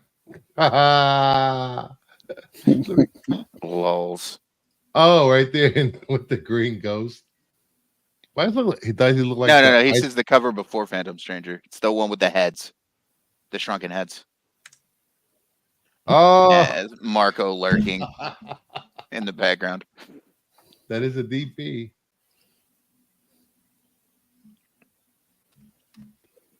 And that was the last one. So here's some recommended pickups for this week. If you're in the LCS, check out some of these books. We have Batman and Robin Year 1. This is going to be written by Mark Waid with art by Samney. Yeah. Then we have Batman Full Moon, art by Subic, written by Barnes. Another Elseworlds Black Label. Batman and Werewolves. Let's go. Then we have Crypt of Shadows #1. They're yearly. This yearly that they do for Halloween. They put all the supernatural creatures and heroes or villains in one book. Anthology of stories. Then we have Destro #5. This is it. done. G.I. Joe #1 starts up soon. Yep. So these are some books I recommend you pick up and read. You know. The Batman looks cool. The full moon. Yeah, the covers of the Batman full moon are pretty cool. All right, and then FOC. Really quick. Final order cutoff. Really quick. Go to your LCS tomorrow and put these books on your pull list, or ask the owner of the shop to grab it, because there's a third printing of Absolute Batman that shops are charging $60 for it at $125 for online shops. So I'm going to my shop tomorrow and see if I can get a copy at Ratio. So we have, first up, we have Poison Ivy. Sticks wants to say something really bad. Mr. Carter. Go ahead. I think that Out of Shadows, I think the signature is Bernie Wrightson. Oh, that's a good signature. Research. I believe that's Bernie Wrightson. Thank you. We have Poison Ivy. 27, the Nubovich. I love that cover. It's a great cover. It's on a thumbnail. We have the 1 in 25 Puppeteer Lee. Puppeteer. Where's the Frizzin? We have the 1 in 50 Frizzin Virgin. Frizzin is back on Ratios on Poison Ivy. I know. Yay. I love it. I love it. It's my girl. What's this? I went to 4 different LCS this weekend, and Ultimate Batman one was sold out everywhere. I missed out. Midtown still has like cover A and B. Yeah, Absolute Bat. It's selling like for $18 to $20 for cover A. Yeah, Midtown still has it, but it's one per order, one cover per order. Yeah, I went to the mall yesterday and they still had some at the mall. I should have put more than one copy. That was at it's like a toy, and not really a comic shop, but it's like a toy. A year from now, the Death Show printing will be out. It's true. Yep. There we have Batgirl #1, the Art Germ foil variant. This is just an open order cover, but it's really nice. It had a lot of detail. You can't see it from that picture, but if you go online and look at a bigger picture, there's a lot of like inking and a lot of detail on that cover. I'm surprised they didn't make this a Ratio. Well, there's a Virgin 1/100, isn't there? No. There's a regular cover, then there's the Virgin foil. I don't believe there's a. Oh. Yeah, they're both open order. Interesting. I could be wrong, but let me look. Batgirl all in, or all in Batgirl. What? That's horrible. Are you making those noises for Sticks? Dirty old man. That Nubovich poison is really nice. Yeah, it is. Yeah, great assets. You guys. I can't with you guys tonight. Well, I could have said something. They're both open order. I could have said something about the Frizzin. Open order, right? Okay. Yep, both open order. I could have said something about the Frizzin with the boobs. I mean, those are flowers. Leave it alone. You didn't show the Jeff DeCall? This is Jeff DeCall? Did I miss that? Yeah, one? Batgirl. All right, hold on. Bring it up if you can. I'll upload it.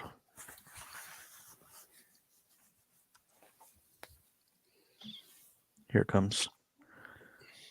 I'm waiting. Here comes the boom. Ooh. Her legs are 2 times longer than her torso, but sure.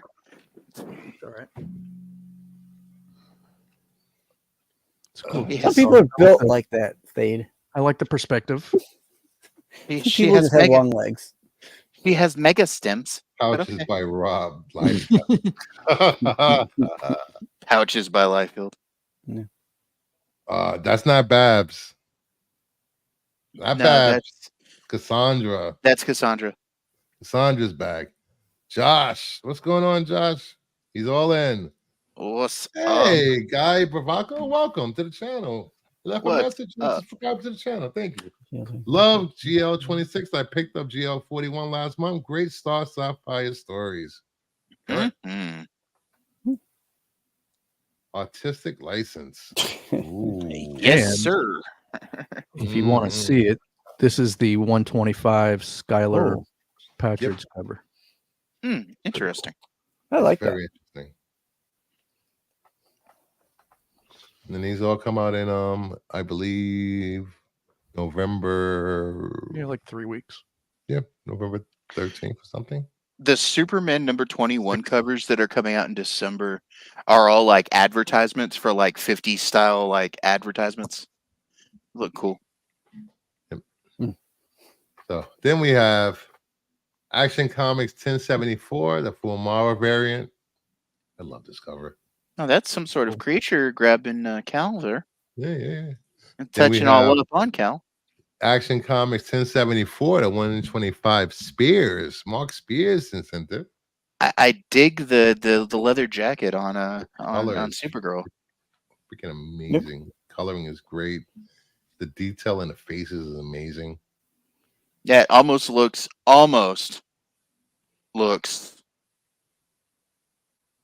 like Ross. Almost. Then we have Birds of Prey 15, Acuna variant. Interesting.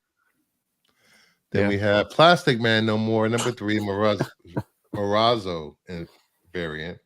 Plastic Man. Stained glass Plastic Man. He's coming. Like this cover. He's coming. Even the carpet, it matches his. Yeah, it's supposed to be his. Yeah. Ew, that's weird. I know, that's why I like it.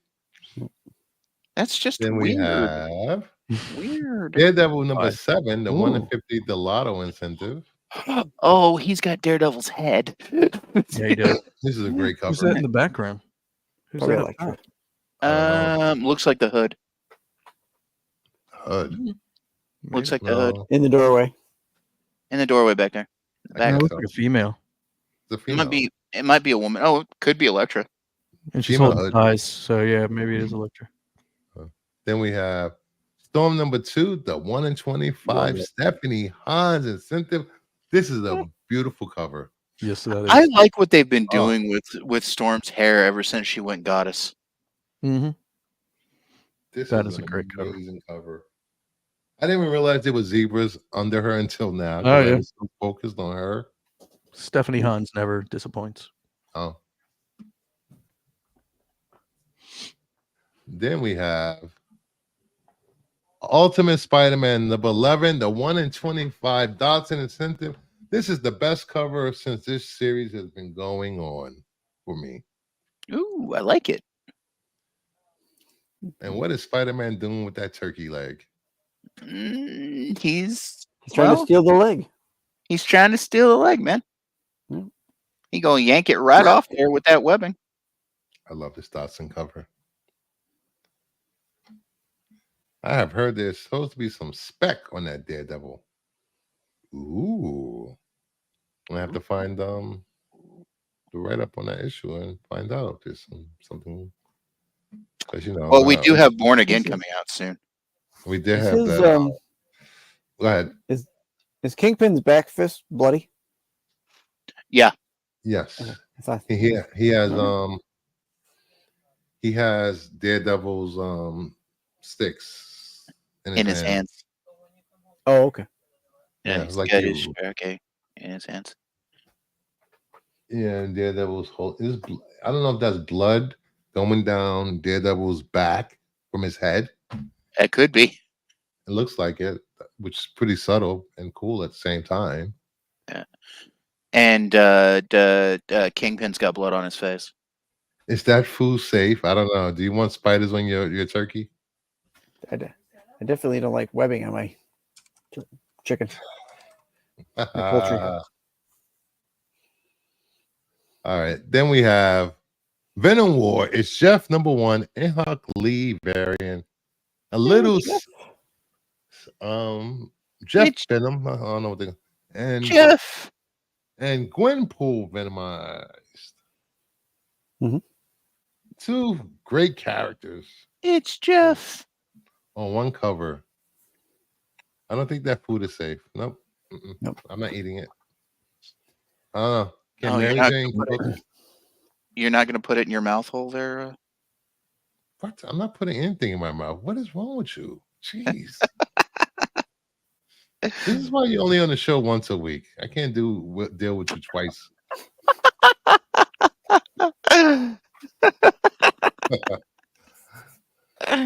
Gum with a tongue. Oh, I didn't even notice that. Yeah, her tongue is venomized. Her gun is Venomized. That's funny. This is going to be a hot cover. I can see it now.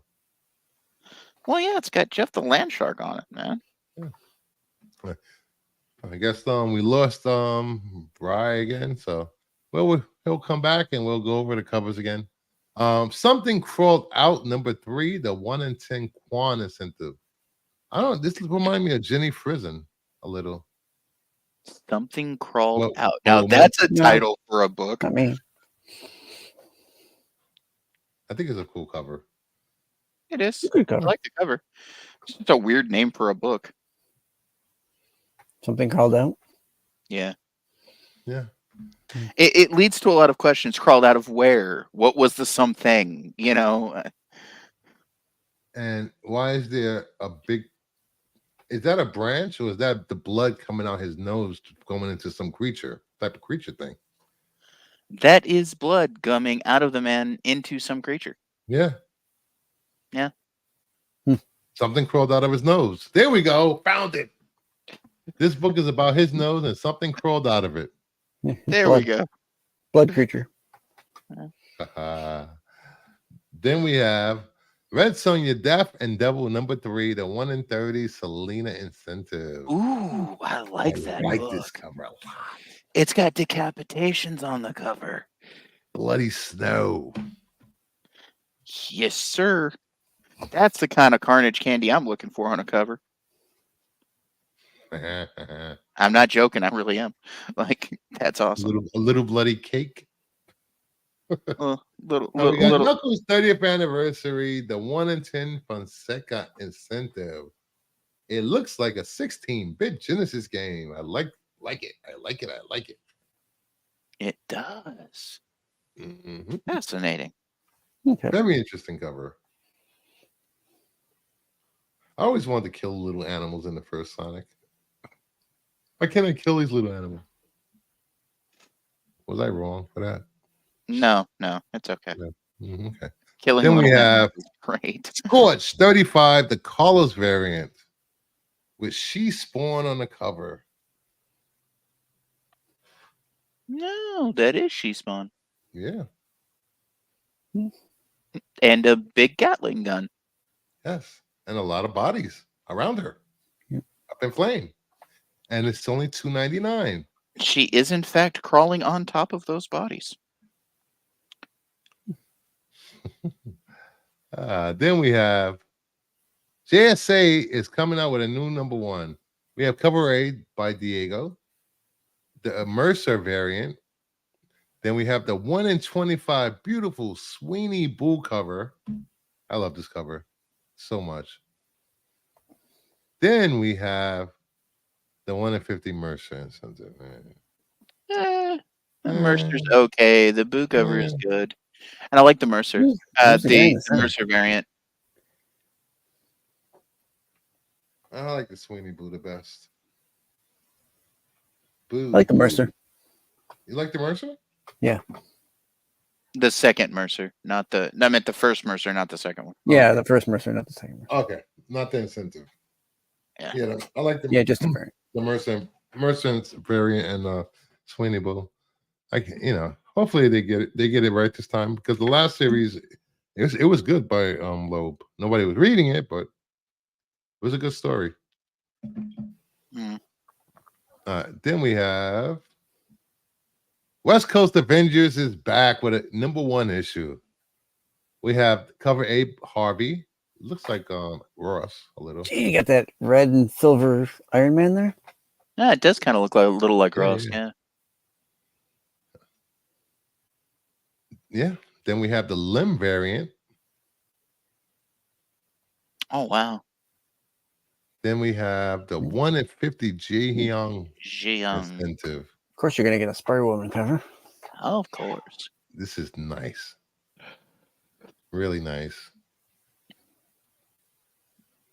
Oh, that is Ultron on that cover. Okay. Yep, Ultron's right in the middle. You get the Brothers Wonder Grimm. Man, Wonder Man, the Brothers Grimm, Road War Machine, She-Hulk. War Machine, She-Hulk. Wasp. No, that's not She-Hulk. That's not She-Hulk. That's Mantis, or maybe. No, that's not Mantis. No, that's not Mantis. God, what's her name? Part of Serpent Society, maybe. Yeah, she's Serpent Society. Sure. I'm not well versed on Marvel's many. Is that the Crimson Centurion? Where with the red and the red and silver Iron Man armor. Oh. It looks like one of the outfits the young Kang had. We have the 1 in 50 Nakayama sent a little fire star. Little fire star. Fire star. Fire star. That's not the Wasp. That's fire star. Right yeah. Why does the star look like a starfish though? Oh, maybe because she likes anal. Whoa! You talk about me. Jesus Christies, man. What? How do I boot him from his own stream? I apologize. It's family friendly. Boot him from his own stream. Dude, there's no way this show is family friendly. Huh? There's no way this show is family friendly. We were talking about penises 30 minutes in. That was you. No, actually, that started out with Red, but hey, we'll go with blaming me, sure. All right, what we have? We have all new Venom #1. We have Cover A, the Cubert, Andy Cubert. We have the Coelho Gold Foil variant. I like that cover in it. It has to be foil, but I like that cover. Then we have the 1 in 25 Scan incentive with Venom Horse. Yeah. Then we have the 1 in 100 Plat incentive. Yeah. There is a trade dress for this. The Plat. Is that his son? Eddie's son?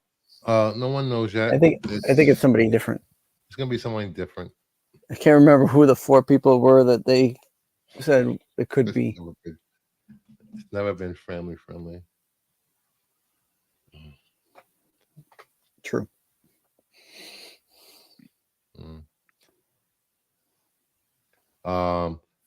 Apparently, Brian, his internet completely kaput. Oh, not awesome. So I'm sorry, Brian. If you can make it back in time. We only have 2 slides left. If you want to hop on, if you get back on before we get to the last slide, we'll go back and replay the slides for you. But if not, thank you for coming on. Only 2 slides left. So next up, we have Absolute Superman. Woohoo! Did you pick the spicy Atari games? It wasn't me. I can't believe they named the horse Black Gooey. Gooey. Are they trying to say glue? Really? Gooey, glue. I'm the only one thinking glue. We have Cover A Sandoval. Okay. The Wes Craig variant. Okay. We have the logo design foil. Lazy. Jim Lee variant. Ooh. Okay. Then we have the 1 in 25 Scalera. The 1 in 100 Lee. Wait, 1 in 25 Scalera. The 1 in 50 Crane. And then the 1 in 100 Lee. I like the Scalera. I like the Crane. I like the Crane. I'm not feeling the black and white Jim Lee. Not for a 1 in 100. Definitely not. Huh. What? I might have made the Lee the 1 in 50 and put Crane at the 1 in 100. Yeah, the 1 in 100 should have been the Crane. Yeah. That's a really good cover. Mm-hmm. I like how he's got the flames there from wrist up to elbow. And the boots are flamed out too. It's cool. I wonder if that denotes that he absorbs his energy from the sun. Have to read this book now. Fascinating. Yeah. Yeah, I think all these absolute are gonna really challenge people to rethink how they view their favorite characters, and if, and if they're able to have an open mind about the lore and something new. Yeah. So hopefully people can. Lee may look like Magneto to me. That's fair. What's he doing? Just need the helmet. And then we have some reprints. As you know, first and second prints of Absolute Batman have sold out everywhere. Absolute Batman #1, the third printing is coming. Just came out. We have cover A, Dragotta. This is picked directly from the comic. The last panel. Well, not the last panel. One of the panels in the comic. Then we have the Dragotta foil variant, Virgin. The second print had a trade dress of this, and then the third printing is from the zoo, where what? Bruce Wayne was taken to the zoo by his father. Oh, it's interior art. Yes, I like it. I like that too. Tell me his Batcave is underneath the zoo, please. Oh, that would be so awesome. That'd be cool, though. Instead of having, because he doesn't have a mansion, it's got to be somewhere. Doesn't have anything. Yeah, I would say having his Batcave or whatever you want to call it be in the zoo or underneath the Bat exhibit would be interesting. Yeah, maybe he's a zookeeper. And since Red 5 left, he sent me a comic I left off of FOC. He wants me to show to you guys. Okay.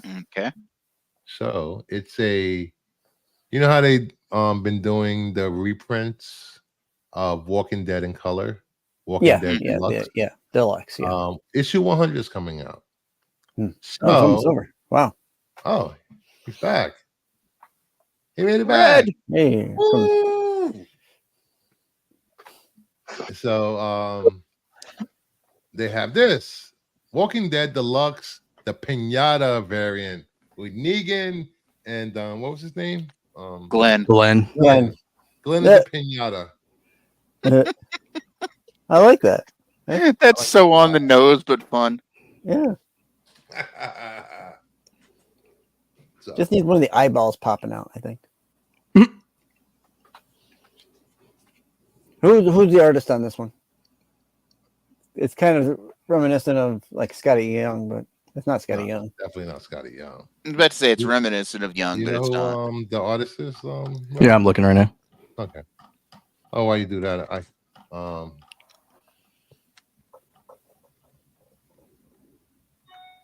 What did you get out? JSA? No, you got out here. Right after Something Crawled Out came on. Yeah.